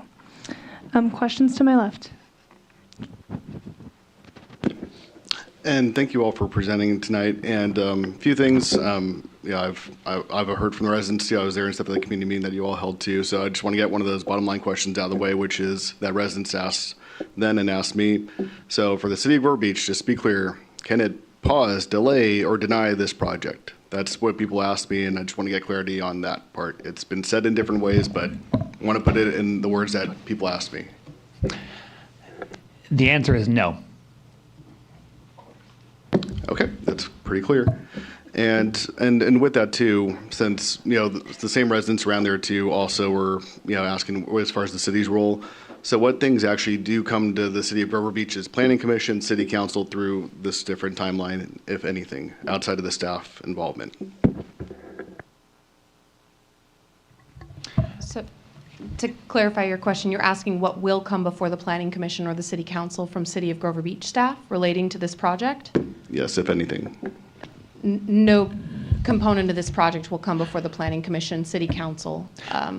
I guess that's correct regarding the Planning Commission and the council role, since there is no decision-making authority. One option the council could consider is to request that we work with Pismo Beach on a periodic update to your city council around progress points in the project, key milestones, opportunities for input, and that could be done on an as warranted basis, especially early on as the project is moving forward with the design work, permitting work, and then perhaps increasing in frequency once construction begins in 2028 and moving into operation. But that's an update informational role that the council may have.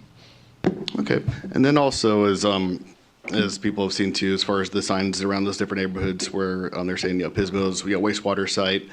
For clarity, and I know you said this before too, but what exactly is the site in relation to wastewater? So it is not a wastewater treatment facility. There are actually very specific regulations that the state of California designates. This is an advanced water purification facility. So the wastewater has already been treated. Our wastewater facility is actually very efficient and exceeds the standards for brine content. If you have any specific questions, I'd be happy to ask our Public Works Director to answer those. But no, there will not be a treatment facility for wastewater in Grover Beach for this project. Thank you. And then on this slide where it does note the construction permitting, operational permitting, just so it's not getting confused, since it was noted that Grover doesn't do the permitting, what are those permittings for? And you explained it earlier too, but just to make that part crystal clear. Sure. So in terms of the construction permitting, we do have to obtain a coastal development permit. So that is a component of it. We do have to give ourselves some permits for the project to move forward. We need to continue to coordinate with our county agency for our groundwater components. That starts to get into the operational permitting where we are doing that, as well as the state has to give us a permit to operate the facility, and then ultimately the testing that is required to then deliver that water into the municipal system. So the operating permits are both county as well as state permits, and then the construction permitting also includes the Coastal Commission. Thank you. And one of the things that you noted the engagement plan too, and I do want to express that I appreciate you all being willing to do this. It was I know a lot of the residents have a lot of anxiety too, so I appreciate you making the effort to talk and engage with them too. What other kinds of activities do you see outside of the things you've already done too that you all foresee working? I mean, I know one thing I've suggested before too, as far as the site walking, with them too, especially those who are the closest to it, since it was, like you mentioned, the noise concerns. I know at the community meeting you addressed, smell and other areas too, and so that's always one thing too. But do you have any other kinds of sense of how they could best engage with you all within the project itself? Yeah, so we'll be having various communication that we will be putting together.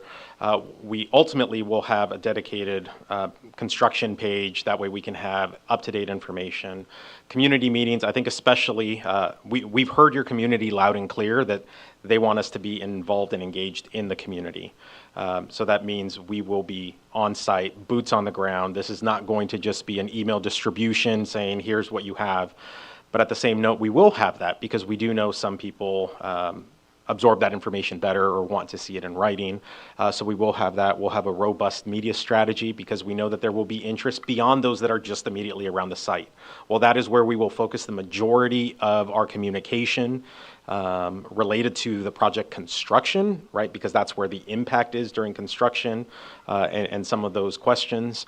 We understand that this is going to be of significance beyond that immediate area to your entire community, to the entire South County, and well beyond that. So we'll be focusing on a multi-prong approach. There are various permitting entities as well as grant entities that will want frequent updates on the project as well.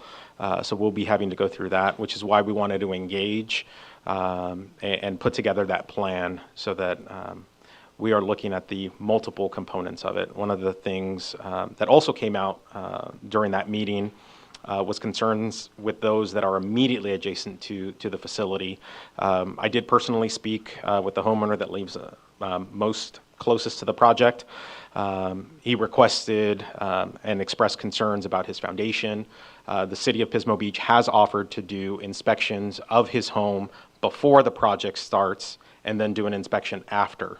And then if there is any issues that amount from that, that we would address those. So we have heard the concerns and we are committed to, again, being a good neighbor, putting plans in place that can hopefully mitigate those, understanding we have limitations to what we can do. Thank you. And my last question is, and this is a clarity one too, more for City of Grover Beach staff too. So what for our residents, what do they go to our staff for? Because it was noted as far as, different noise and other different parts too that are code compliance related issues. So, because I don't want them to get confused on who they talk to about what during any given moment, since it's been a point of confusion too as far as where they actually talked back to us.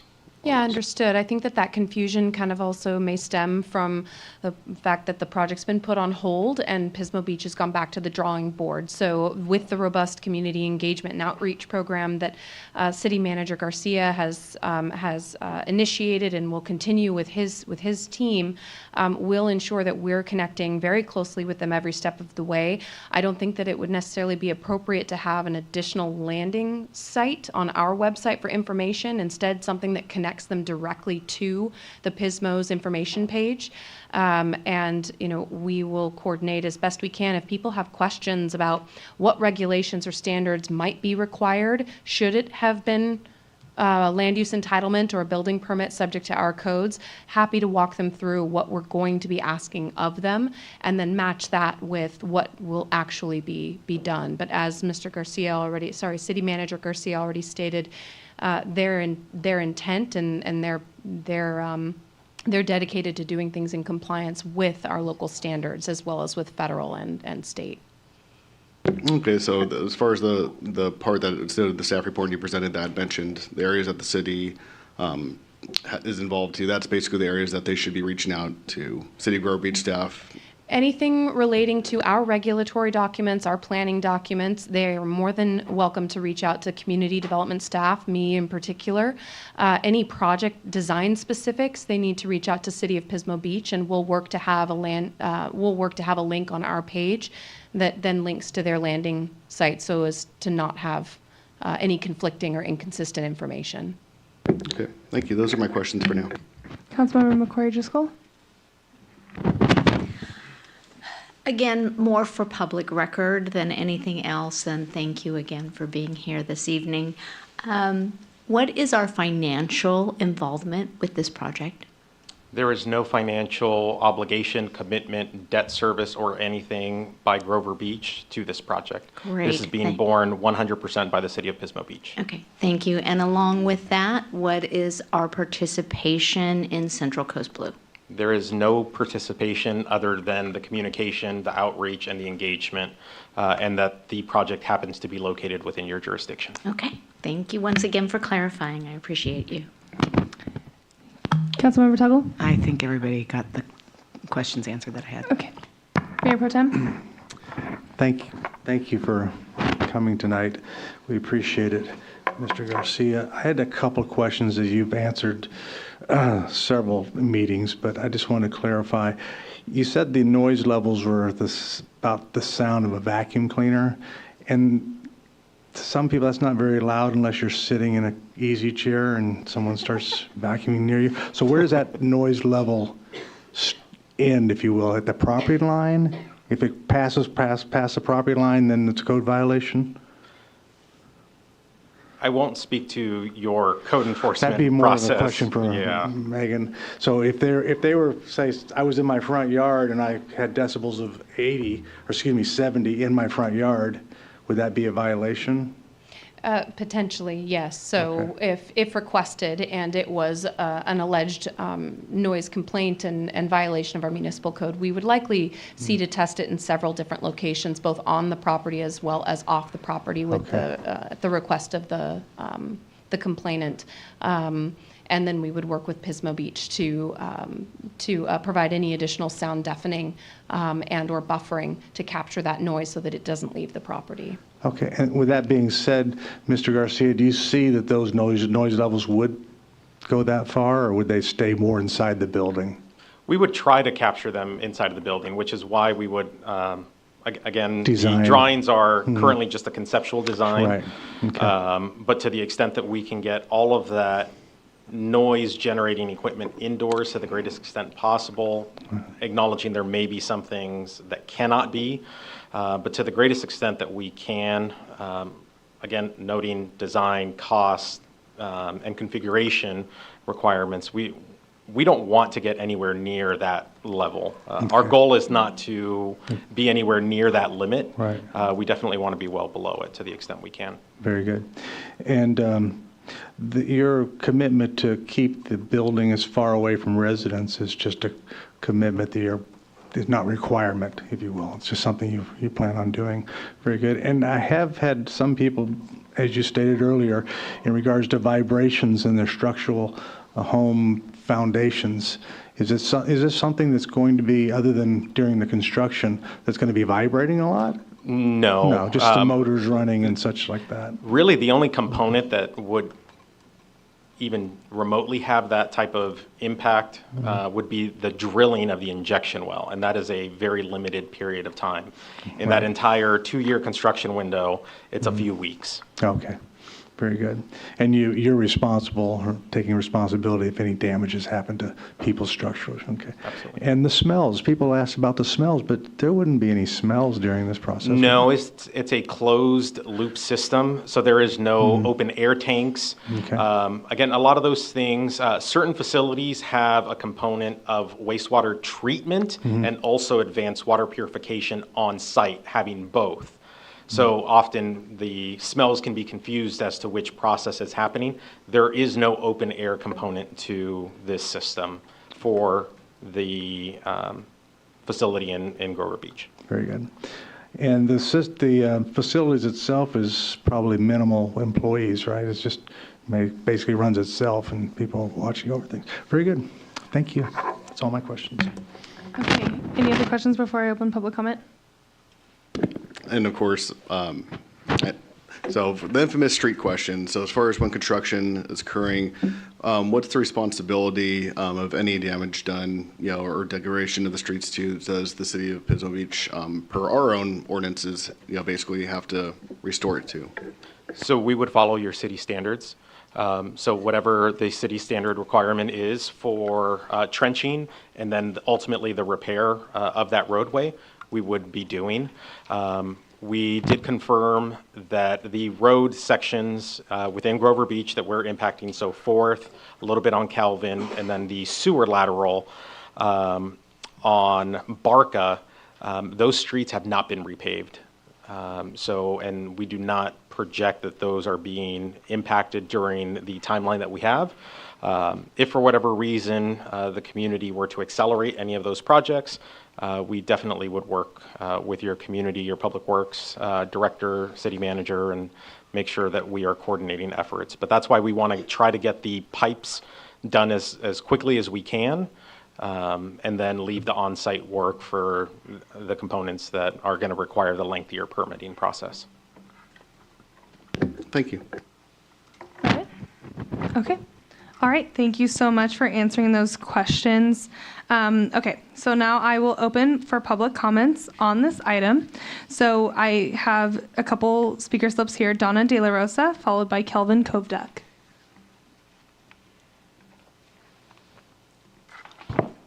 Thank you. After hearing Mr. Bronson say no, I even wonder why I'm here. I really do. But I'm going to read this anyway because I spent time preparing it, and apparently there's no permit issue. There's nothing really that can be done. But I just am expressing myself, so I'll just go home and cry afterwards. So, good evening, council members and Mayor D. My name is Donna De La Rosa, and I live on South 4th Street within 300 feet of this projected water project. I am greatly concerned about the project and its effect and impact regarding my greatest asset, my home. Not just financially, but it's my serenity, my place for peace, my children's inheritance, the place for many memories, past and future, and sweat equity that cannot be repeated. I see this project as a real threat to everything I just mentioned. These past few months, I've attended more city meetings and neighborhood discussions regarding city politics than I've ever wanted to. I find myself researching and corresponding and asking questions that I still don't fully understand. I'm not an engineer, an architect, or a geologist, or a council member. And my basic knowledge of water systems is just that, basic. But CCB and Pismo Beach city manager seem to provide answers and proclaims the project as a state-of-the-art facility we should be proud of, or at least not have any concerns about. I can't help but ask myself, and you answered this, why isn't the project, if it's so wonderful, being built in its own city? Especially since I have yet to hear any benefit to Grover Beach. Not one. I fully understand that Pismo is looking out for Pismo and the benefits of this project that has for them, the richest city in the county. And CCB is promoting or defending their own project. But here's where you come in as Grover Beach City Council, and I don't know if you have any recourse or not. You need to look out for us, to protect us and look out for our best interest as taxpayers and voters. What benefit is this project at all for any citizen in Grover Beach? Why is this being allowed to happen? How does this project benefit the city in general? The bottom line is, should this project go through, we live with it. Not you, we live with it. What guarantees do we have in writing that it doesn't impact our property foundations, noise levels, or foul odors? Can it be in writing? And what will be done if any of these do occur? During construction of the building itself, we are subject to torn up roads, noise from drilling, cement trucks back and forth, digging, and so forth. Thank you for your comments, Ms. De La Rosa. All right. Thank you. Thank you. We have Kelvin Kovduck, followed by Maria Woolley. Hello again. I only moved here in July, and I find myself going to these meetings. Where I lived before, I never went to the meetings, but I find it necessary. I have one thought, and when you drill for the well, is it possible that you could damage the aquifer and therefore have saltwater intrusion as a result? I don't know the answer to that. Someone said that it's possible. Then also, what's it going to cost Grover Beach? And the cost was zero. But is it? Because my understanding was that some of that, if Grover Beach wants to tap into the aquifer, they'll be charged for that water. That's my understanding. So nobody gets off for free. Grover Beach isn't getting off for free on that. So, and then, have there been any studies for the neighborhood, what will happen to property values? For most people, it's their nest egg, and I don't live in that neighborhood. I recently drove by there, and you see rows and rows of signs of people objecting to the project, and I can kind of see why, because it's what their kids' inheritance is mentioned, and so it's an emotional issue. So I guess my only questions would be, is it possible for drilling of the wells to damage the aquifer and get saltwater intrusion, which the one benefit I do see is that if these wells don't damage the aquifer, that there'll be more water pumped down there, even if Grover Beach has to pay for it. So I'm learning more about aquifers by the day. Not to get off topic, but Front Street only has a 7-foot aquifer, and so concerned about that. I don't want to mix the topics up, but that's about all I have to say. I've gotten to know some of these people, Donna, and consider them friends, and so I felt it was necessary to say a few words. Thank you. Thank you for your comments and your participation. Maria Woolley.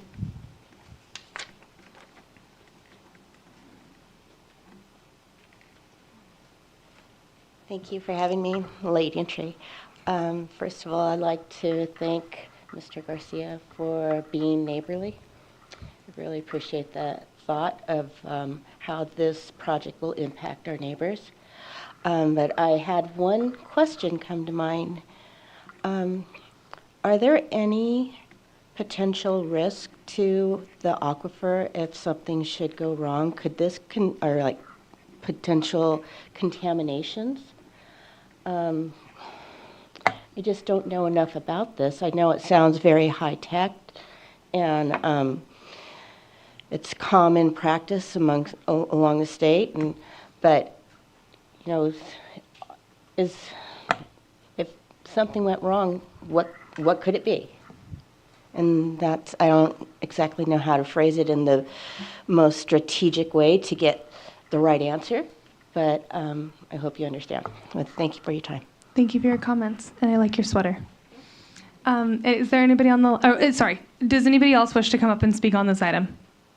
Seeing nobody come forward, is there anybody on the line? Yes, Debbie Peterson. Okay. Hello, Ms. Peterson. Hello, Mayor D. Grover, roll over. How is it no longer in the coastal zone when it was before? You say there'll be no city financial involvement, but there will be a loss of property value for citizens and possible irreversible damage to our aquifer due to human or technical error with the project. The General Plan Land Use and Safety Code encourages projects that minimize environmental impact, but there are huge environmental risks, including actual seawater intrusion, as happened in Los Osos, and other fragile ecological sites all over the United States when agencies punch holes into the aquifer. Historic seawater intrusion is questionable. Go ask the OCSD about that. Noise and nuisance, there will be noise, there may be smells and contamination because we have the potential for human and technical error. How can Pismo Beach possibly own the exclusive water rights under those 2 acres in Grover Beach in an adjudicated basin where we've agreed our shares of the water in the water basin? Our representatives, you say you're our representatives, or the city community development director says our representatives from Pismo Beach.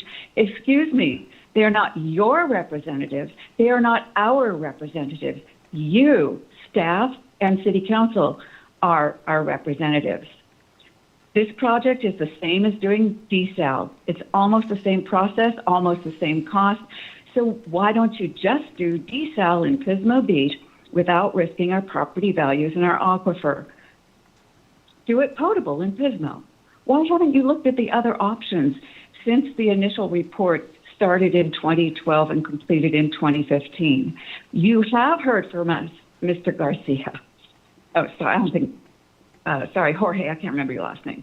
You have heard from us loud and clear that we don't want you involved in our community. And you mentioned potable, but this is not potable. If it was, you'd be drinking it in Pismo Beach. So why don't you just do potable in Pismo? It should remain in Pismo. Use your own basin. 1,100 acre-feet originally was going to be the amount, but it went down to 258 once it went through all the processing. Using those same percentages, 350 acre-feet is only 160 acre-feet, which is really only about 10%, just over 10% of what the city of River Beach uses. It's very little water for a project that can't be proven, it's not supported, and has not been tested. We are protecting our basin now, and we've done so effectively since 2009. We will continue to do so if you just go get your water from your own aquifer, comments, Ms. or Peterson. simply create potable water. Thank you for your comments. You, council, are AWOL. You've rolled over. Ms. Peterson, your time is fight done. for Thank you us so much for your using comments. Facts and up-to-date information. Thank you for How your about comments. a periodic update on Ms. how Peterson, you are thank you for your fighting comments. for your community and your city? Thank you. Is there anybody else on the line? Yes, we have Lauren Westfall. Hello, Ms. Westfall. Good evening. I also want to thank everybody for voting for me for the sales tax. My question on the CCB is the CCB project is going to financially affect Grover Beach one way or the other. Pismo City Manager Garcia, my question is, did he inform you and the AG Mayor that Pismo Beach intends to take you guys to court and reduce your allotment of groundwater? Because he stated that during the October CCB meeting to the council member. Now, if he plans on reducing our groundwater because now they're going to own the rights, then yes, we are going to be financially taking some responsibility for their project in our city. These are things that they're basically kind of pulling the wool over your eyes by claiming that they're not going to cost us anything, and it is. One way or the other, it's going to cost us some money because we're going to have to buy back our groundwater from them, or we're going to end up having to buy back into the project. I thank you very much. Have a good evening. Thank you for your comments, Ms. Westfall. Is there anybody else on the line? All right, I will now close public comment for this item, and I would like to get some answers for some of these questions. So the first question or clarification, which I'll just start with.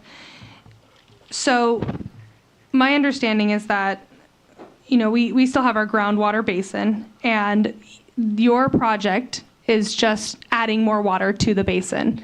We're not purchasing water from you. As of right now, we're not purchasing water. We still have our allotted amount of water. Is that correct? And can you speak to the last commenter and then to one of our other speakers? Yes, thank you. So absolutely, for clarity, this is an additional new groundwater source. So it's supplemental water into the basin. One of the things that was referenced was the adjudication. So yes, we do have an adjudicated basin in our groundwater. What that means at a very high level is that a court has put orders over how we manage our basin. So all of the NCMA agencies, the Northern Cities Management Area, which is our groundwater basin, have agreed to certain stipulations. One of those stipulations is that any entity that puts in new water into the basin owns that water, just that new water, not any of the existing water. There is no change of allocation percentages being proposed or anything of that sort. The new water will need to go to the court. The court, once we officially have the facility in place and operational, and we have the testing that shows how much is actually going in, the court has to acknowledge that officially. So that is the reference to where we would have to go back to the court. Because it's an adjudicated basin, there is a specific water master over the agreement, so we have to go through a judicial process to acknowledge the new water. That is the reference that I believe Ms. Westfall was referring to. Okay, thank you so much. Go ahead. Just a quick follow-up. So I assume the amount going in will be monitored, and then you'll have to track that amount in addition to your a pre-existing allotment. That is And correct. that has to equal apples to apples. 100%. And we have annual reports, groundwater reports that we collectively put together. Those are certified by a professional engineer annually as a part of the NCMA basis. Then that goes to all of our respective agencies. So there is, in addition to all of the public works directors that oversee that process, there is an additional third-party engineer that's a registered licensed engineer that certifies that report. We all have meters on all of our water wells in order to make sure that we are accounting for all that water usage. So as a hypothetical, and maybe this is for our city staff, as a hypothetical, like if we want to do this, but if we would use all of our water and we needed that additional new water, that's where we would need to start to pay and be contracted. That's correct. We are allocated 2,100 acre feet annually in water, 1,400 acre feet in the groundwater basin, and 800 acre feet from Lopez Water. We don't pump that full amount. We pump 500 acre feet as part of our collective efforts to maintain the health of the groundwater basin. We are obligated and entitled to that amount. As Mr. Garcia mentioned, that does not change, regardless of what they do with their project. If at some point down the road, the city made a decision to contract for additional water, either through Central Coast Blue or any other water source, that's an additional amount that would be borne by water ratepayers at that time. The water we have now is under our obligation, our contract, and our current funding. Okay, thank you so much for that clarification. Okay, so with the drilling and the wells, there were some questions about risk to the groundwater basin, contamination. Can you damage the aquifer by drilling and get that seawater intrusion? No, we would not be damaging the aquifer by drilling. All of this has been modeled rather precisely in terms of all of the various layers that we're going to be drilling through, so we know what that is. And as someone pointed out here, once we start injecting, we're actually moving seawater away from the area, so that will only help. Perfect, thank you so much. Okay, do we have any other questions from council? I don't have a question, but I heard it come up, the idea of desalinization over the recycling, and there's just a lot of, since I sit on the rack, I just wanted to add to the conversation that you can't apply for a permit for desalinization unless you actually already recycle. So there's an order in which these things have to happen. Okay. All right, let's see. Okay, thank you so much, because that was one of the ones that I wrote down. I forgot to ask. Okay. Any other questions from the council? Go ahead. Yeah, and it was asked and stuff during public comment as far as, what kind of reassurances of following through, things in writing and stuff. How, for the residents who are concerned with that aspect of things, what does that actually look like? And there's different government processes. Everyone knows that too, but as far as for them finding how those reassurances come into place too, because the question isn't what happens, it's always if it happens too. So that's where the concern lies at this point. How do they work through those issues? And I get it, that's very broad, and things will come up, and things have come up already too. But to that point though, how do they get reassurances that things that you're saying get followed through? Well, I think that's one of the unique things about another government entity performing this work is we are a public entity. So there's additional assurances that come with that, right? We have a public meeting 2 times a month that anyone from the public can come and make sure that we are being held accountable. In terms of every possible outcome, there's no way that I can put everything in writing. What I will say is that we have contractual obligations. We are a public entity. By government code, we have certain responsibilities, testing that needs to happen, monitoring that needs to happen. This facility is a modern scientific facility. There will be testing on a minute-by-minute basis of what is happening in that facility when that water is injected. Again, there's monitoring wells to make sure that before it goes into any potable municipal production well, that there are an abundant amount of tests that happen for that. When it comes to the risk that a adjacent property owner may have or a concern there, people can file a claim against the city. I think that's one of the unique things that happens. And unlike a private enterprise that might form as an LLC, and when an issue happens, they can file bankruptcy, and then the next day file another LLC and do the same thing. And oftentimes, members of the community are negatively impacted by those actions. We don't have that ability as a local government entity. We will be at 760 Mattie Road, and people can come and hold us accountable. I think, again, that's one of the unique things about having a local government entity performing this project that a private sector facility wouldn't have. Thank you. All right, so this is a receive and file item. So even though we have opted out of this project, I trust that the City of Pismo Beach will be good neighbors and will continue to keep us updated. I know that I speak with Mayor Wagi a lot, so I think we're all going to stay in contact. And I think the final thing is, would we like to get consensus from the council to direct staff to work with the City of Pismo Beach to provide updates, maybe the next one being since the project, a year out or so. Yes? Good? Okay. All right, any other final comments? Yeah, and I do want to acknowledge Ms. De La Rosa's, for lack of a term, heartache and stuff too, of hearing, things at this meeting too. When I met with many residents up at her house, it was, you could tell people were very frustrated with everything that's happening. And, even during then too, people asked me like, hey, can the city deny this? And I said, you know what? I don't know. I don't know what the permitting process is. I don't know where things are at that point too. And I know the answers that have come through this meeting too, as you mentioned, aren't what you were hoping for though. So I do want to acknowledge that part too, since a lot of the residents around there too, who are hoping that the city of Grover Beach had more authority. It clearly doesn't. And I saw the city attorney nodding during this presentation, so I understood that as well. And I do want to say that, it's like, at least it's my commitment too, that to continue making sure that the best that can be done, given all these circumstances, on our city side too, with mitigating things, with making sure that you all have better communication with the city of Pismo Beach if you run into these snags too. I do want to see that. I've heard that commitment tonight. I trust it's going to happen, but make sure to keep us informed too, because yes, it's true. We're accountable to our residents by the end of the day of this. So whatever pathway this all leads to, your city government should be doing its part though. But I know that tonight wasn't the answers you were hoping for.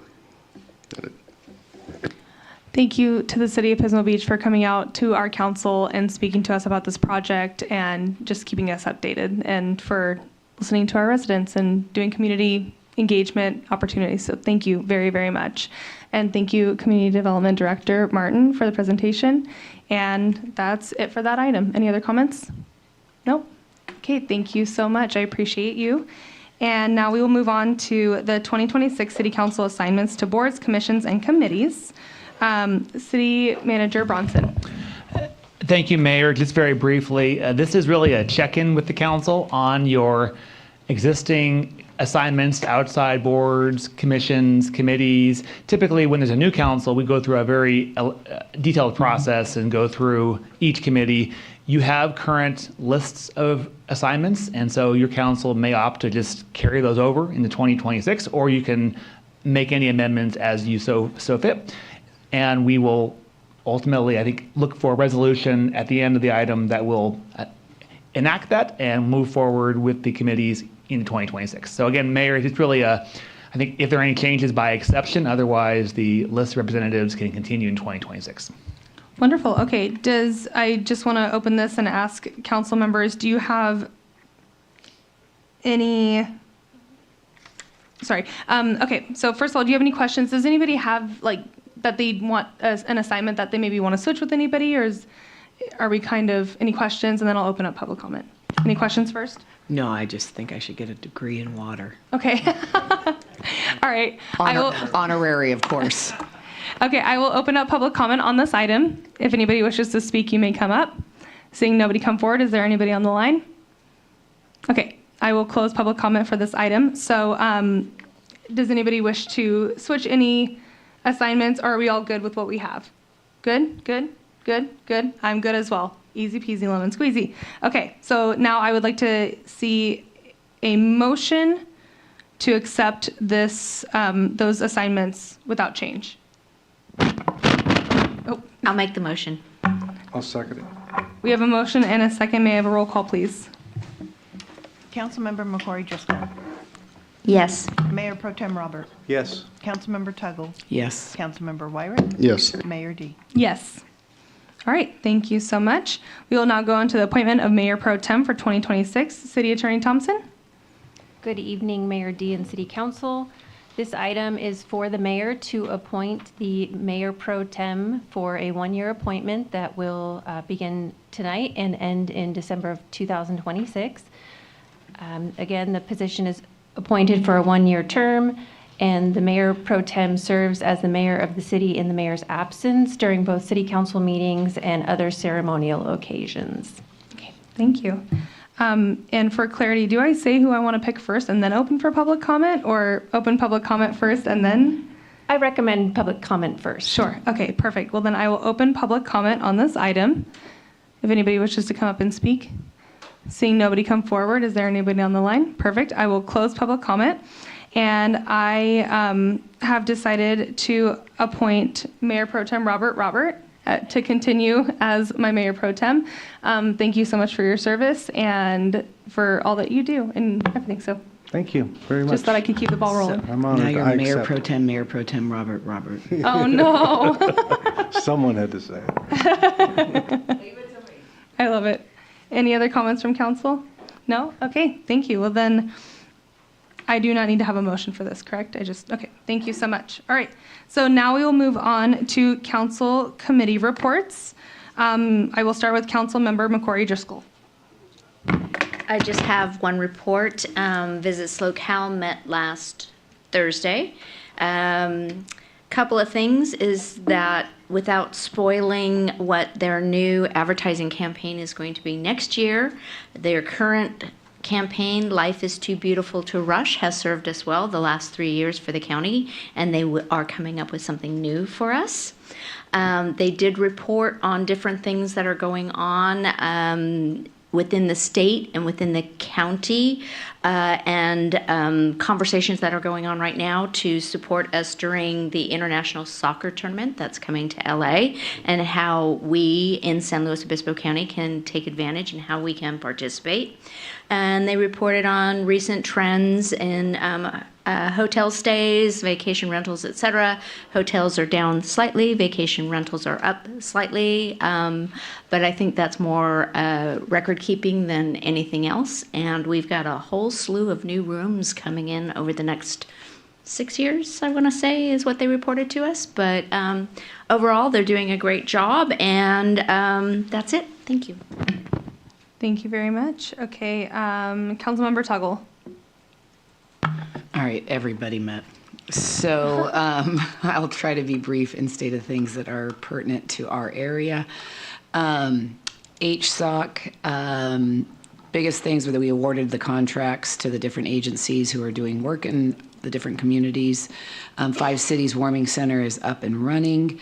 And one thing that we're going to need as a collective homeless services community to look at is they've released the competition for grants, and the parameters are different. And in addition, if there is any evidence that you ask any questions about a person's sex that's not defined as binary, the federal government is considering disallowing all applications, which could impact the entire state of California.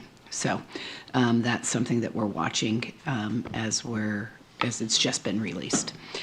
Okay, so then on to water. Our RAC is much more broader in scope than our Zone 3. We got a lot of updates on drought preparedness and different projects, not any of them super pertinent to Grover Beach at this moment, so I'm going to move on. Zone 3 is still trying to establish what our water projections look like as we move forward. We did get some good news that the stay was overturned, so at this point we're not required to release at the same rate. That happened after the meeting, so I don't have those updated numbers. But we are looking at having a bit of a shortfall even with the stay being stayed. I don't think that's the right legal term, but you get where I'm going. But if it does go into full implementation, we are going to definitely be well below estimated storage. All right, I think that's the most important thing about the Zone 3. They fixed some membranes and things like that that are important, but I don't think we need to spend time on. And then South County Chambers, they had a Rise and Shine report on the state of produce in the county. Strawberries are where it's at these days. And wine grapes are down a little bit. So I had a conversation with a wine owner in the area, and he said, all crops get really popular and then you overgrow them and then you get here. In addition, the California Sober is starting to impact wine sales in a very clear and correlated way. So that was that. And then South County Chambers also had their their mixer. And I don't think anything pertinent out of that other than it was just nice to see community members together and business members really collaborating and networking. And I've been, as a real estate agent, I've been seeing how many points of connection keep growing, which is nice to see the impact that our chamber is having on local businesses. Great. That was fast. So much. Great job. Yeah, thank you so much. Councilmember Wyrick? Yep, I have just one report. On Thursday, November 20th, I attended the Community Action Partnership with San Luis Obispo County, aka CAPSLO, Board of Directors meeting. And in addition to our routine business, we approved an extension of our current strategic plan with some updates due to many things that's changed recently. One piece of good news was that the Head Start program is now fully staffed. It's the first time in 4 years. I had to make different changes to get there, but that's positive. And for those who don't know what Head Start is, it's a national program that actually started 60 years ago that provides comprehensive early childhood education, health, nutrition, parent involvement services to low-income children and families. That's the target, is low-income families and children. And also, CAPSLO did host recently a fatherhood symposium, which did have a couple dozen fathers who participated, and that's always great because there is that emphasis to make sure that fathers are part of their families and strengthening their participation as parents for their children, which has been an emphasis that it's good to see a lot of people do participate in. So that's my report for this month. Thank you very much. Mayor Pro Tem? Got a couple reports. It's been a while. November 12th, the Integrated Waste Management Authority did approve the new union, so they're now unionized. The employees are now unionized.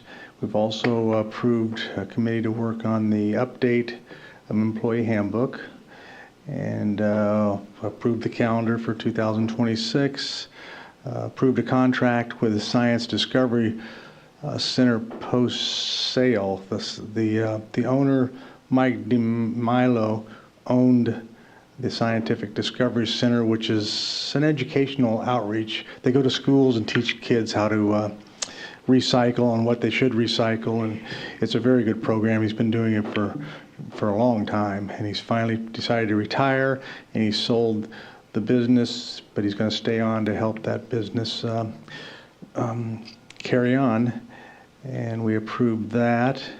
And we also approved that Peter Cron, our previous executive director, stay on as a consultant on an hourly basis. So if the new executive director needs assistance for anything, he can just call him. He's not coming into work or anything like that. So that's going to go on for probably a year, I think, is what the agreement was. Okay, that's the Integrated Waste Management Authority. And what happened to my other report? Sorry, give me a minute here. There it is, okay. Air Pollution Control District, same meeting day, November 12th, and they've the final approval granted for the 2025 annual report regarding efforts to reduce particulate emissions from California state parks as per stipulated orders of abatement. And also today, December 8th, the backyard burn sessions are open, so you can start burning your things. Of course, you need a permit. You can get those permits online, by the way, too. It's a pretty simple process. They streamlined it. And the prescribed burns are ongoing to lower wildfire risks.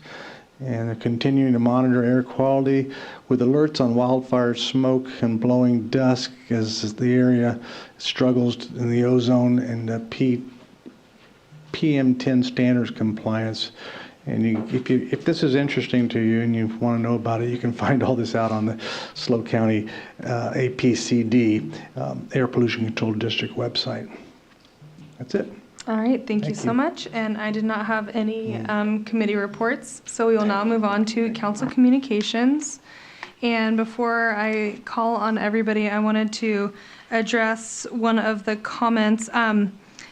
I don't know if I recall us talking about we usually have to agendize when we want to discuss like height limits for a building, for example, and the development code.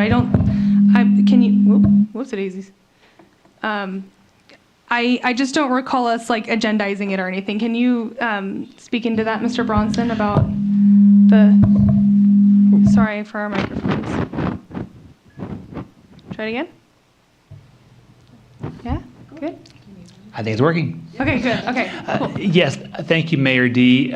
Looking back at the notes from the November 12th meeting, we did touch on the development code issues, ground level commercial heights, and what I referenced was that every year, around the middle of the year, we do look at a development code update process. We did that this past year, as you recall. That's ultimately what the council voted on a few months ago. And that's really the time frame that we'd be looking at going forward. I would note that state housing laws are very prescriptive, and state housing laws do limit our abilities to enact certain changes in our development code, and those laws have gotten more restrictive just in the past year. So before we would entertain a development code update, we would plan to schedule a study session with your council and the Planning Commission to discuss state housing laws and how they affect our development code, because there are very clear and prescriptive changes that are coming from Sacramento that limit our ability to make changes in our development code. And those are relatively new since we updated our code 3 years ago. So I think what staff would commit to is scheduling a time with your council and the Planning Commission, probably in the spring of this coming year, to really walk through those changes, and the city attorney will be playing a lead role in that effort, and how that affects what is in our development code and what potential changes we could see going forward. Okay, all right, thank you. Yes, go ahead. I'm very concerned about what's going on. The citizens have come here on a regular basis concerned as well. And I understand that we have a process that we go through for changing zones and heights and what have you. But it's also my understanding that if someone gets their plans approved and through the permit process, that we have to let them build that building. I believe, and I have a lot of concerns, and I was on council when we made some of these decisions about Grand Avenue, and I'm not happy that you can have a 200 square foot commercial whatever on the 5th floor if you wanted to. I envision all the downstairs as commercial units, and that's not what it is. And we do have a concern to park. I have a whole list in which I can't go into now, I understand, but we as council, I do believe, have the authority to put, I don't want to say moratorium, but a hold on the final permitting process of these new constructions till we do decide what we want to do with the city. And us as a council, I think, should consider that.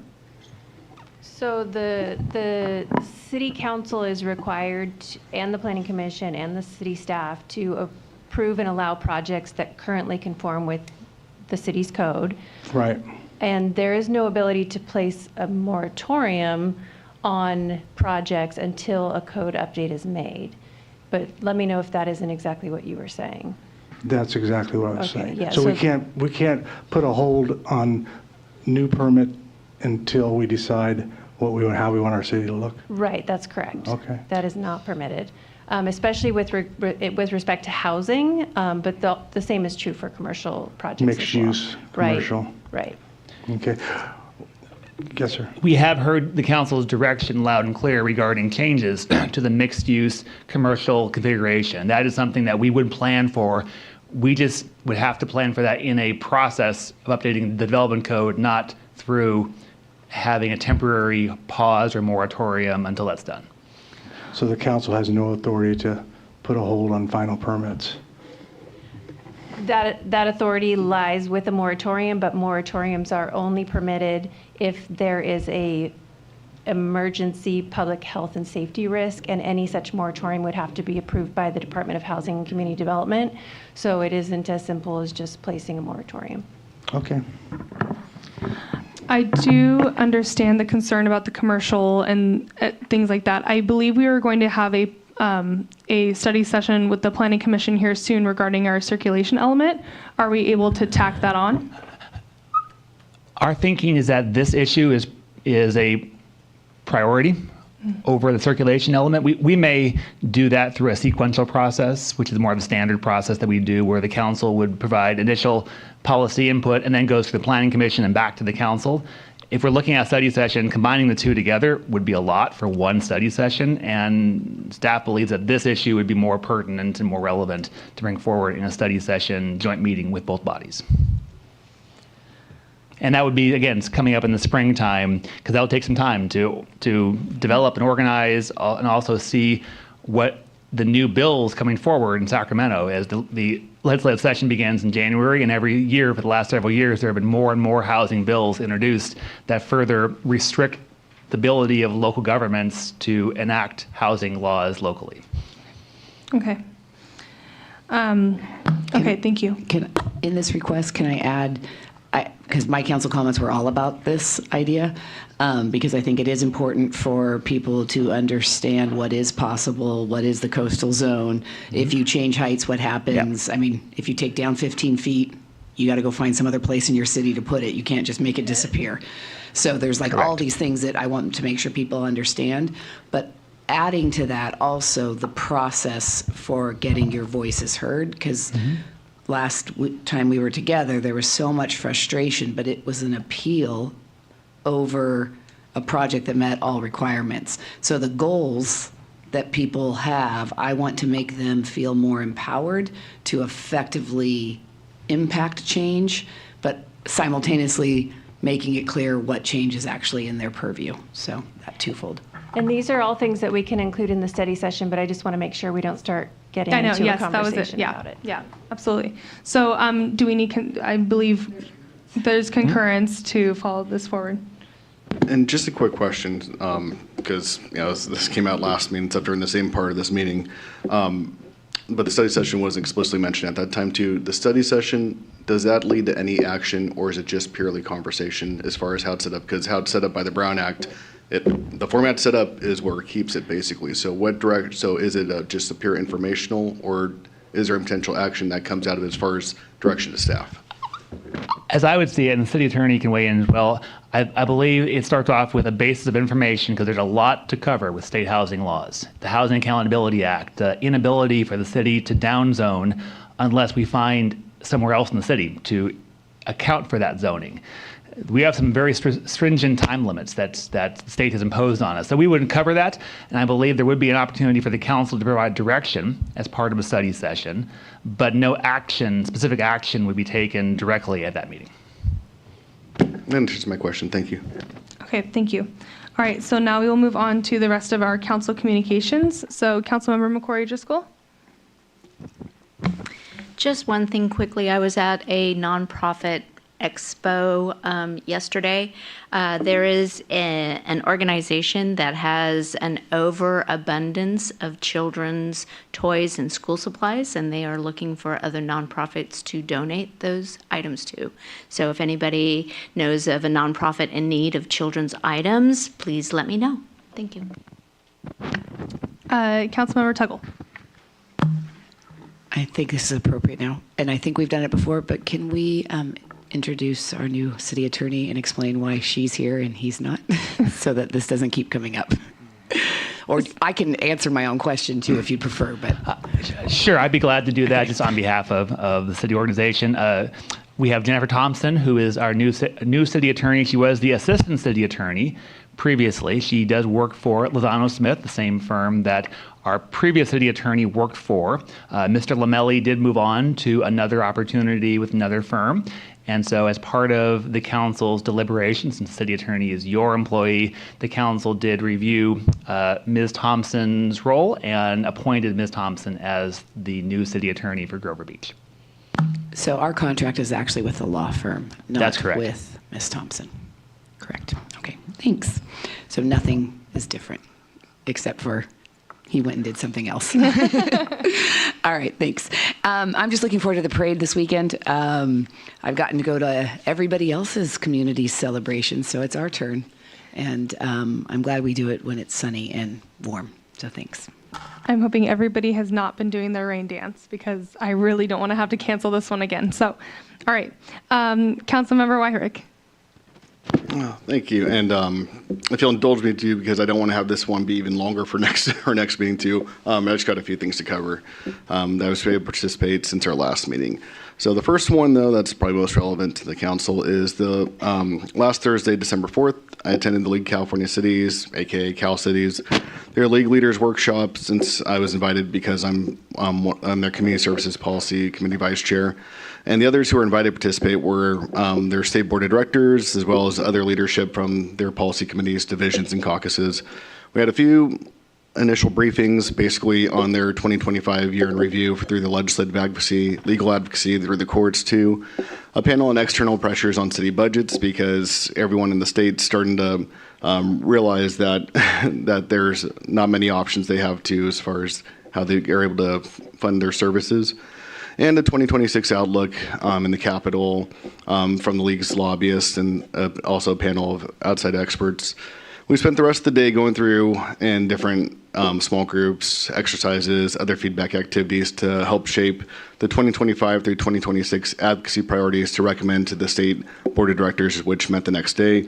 End up supporting many of the aspects that end up being recommended too, which encompass many of the things that our city and our community faces too.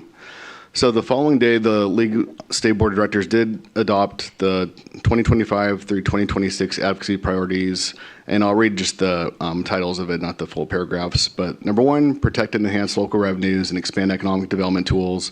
Number 2, strengthen partnerships with the state to improve public safety. Number 3, secure investments to prevent and reduce homelessness and increase the supply of affordable housing. And number 4, strengthen climate change, resiliency, and disaster preparedness. They all have other descriptions, but the League on Cal City's website, it does actually have all that further in case people want to read deeper into it. And so that was the first thing. A few other quick things is, yesterday I was attending the Grover City Grange's pancake breakfast. Thank you all for continuing that good food. And then prior to that, too, on Saturday, November 22nd, I attended the Thanksgiving event that the Narva Canadian Association of Central California, which serves as the nonprofit entity that facilitates our formal sister city relationship with the Narvacan in the Philippines. And the next day after, I attended the Filipino community of San Luis Obispo County and vicinities, which is basically our Filipino community center at Grover Beach.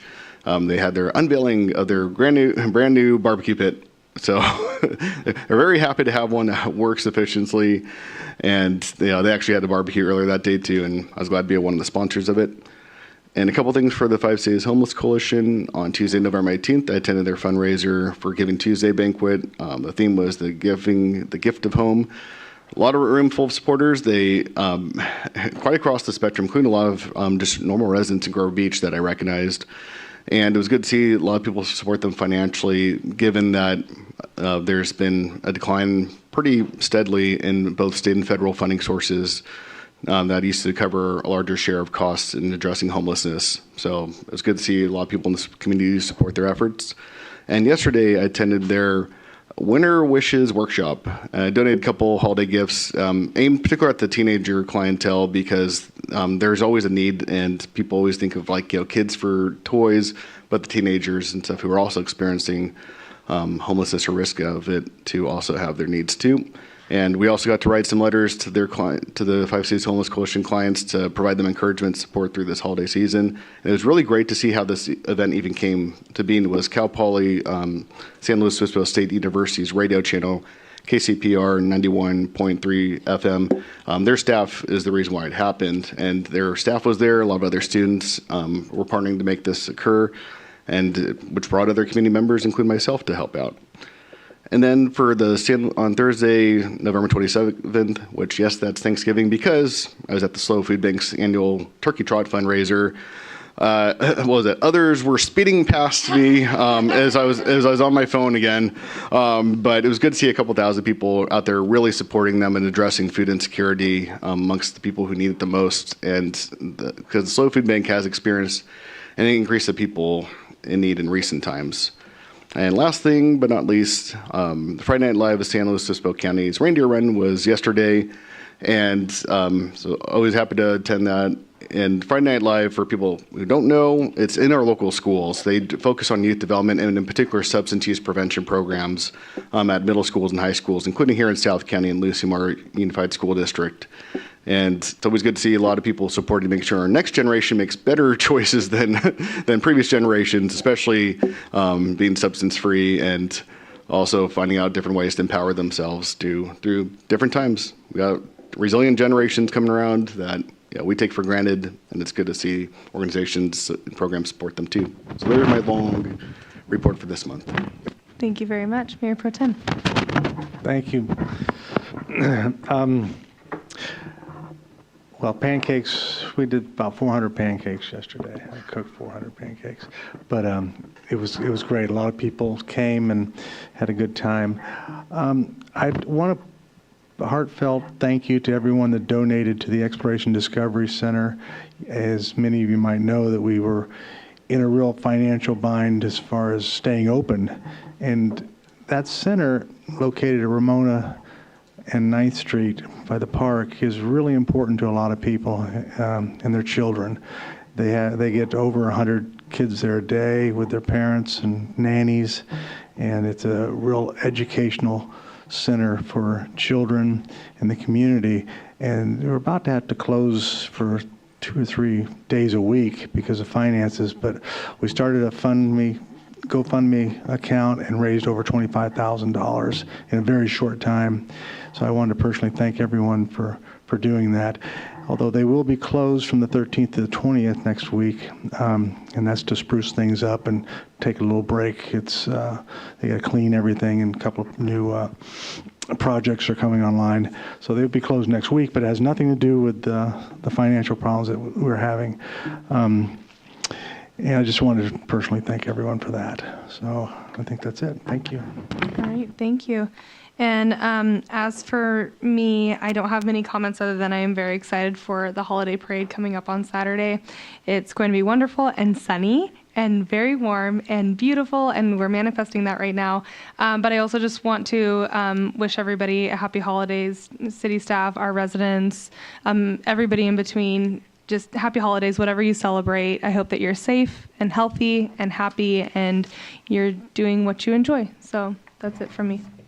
So I'll pass it over to City Manager Bronson. Thank you, Mayor. Just a few things. We are busy working on our sewer upgrade project. You'll see a lot of activity around the city, a lot of early preliminary pothole work, just making sure that we identify where the sewer lines are, and that's usually the first wave, and then ultimately the upgrade work begins itself. And it's a very complicated, extensive process involving bypass pumps and a lot of crews out there.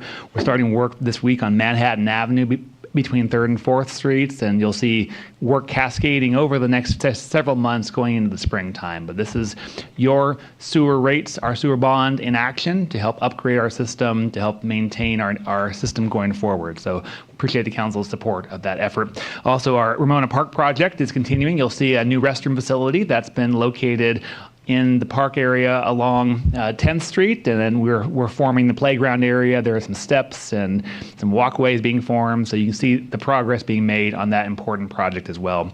And then just to reiterate the council's comments about our parade coming up this Saturday, 10 a.m., starting off at the corner of 16th Street and West Grand Avenue, continuing west down 9th Street, and then wrapping around towards Ramona Park. Should be a wonderful event that is always brings joy to our community every year, and this year in particular, there will be no rain on our parade. And also, I'll mention that our Holiday of Lights decorating contest is still up. So if you would like to nominate a home or a business, you can send an email to cs@groverbeach.org. Again, that's cs@groverbeach.org. We'll take all the nominations and bring them before the Parks, Recreation, and Beautification Commission next Thursday for their decision on all the different categories. And then we'll have a cool map on our website for folks to see all the great decorations. And lastly, happy holidays to the council, to our community. Our next regular council meeting is on January 12th. Thank you very much. City Attorney reports and comments. I have nothing to report. And we have no closed session. All right. Yep, exactly. So with that, I will adjourn. Thank you so much for being here.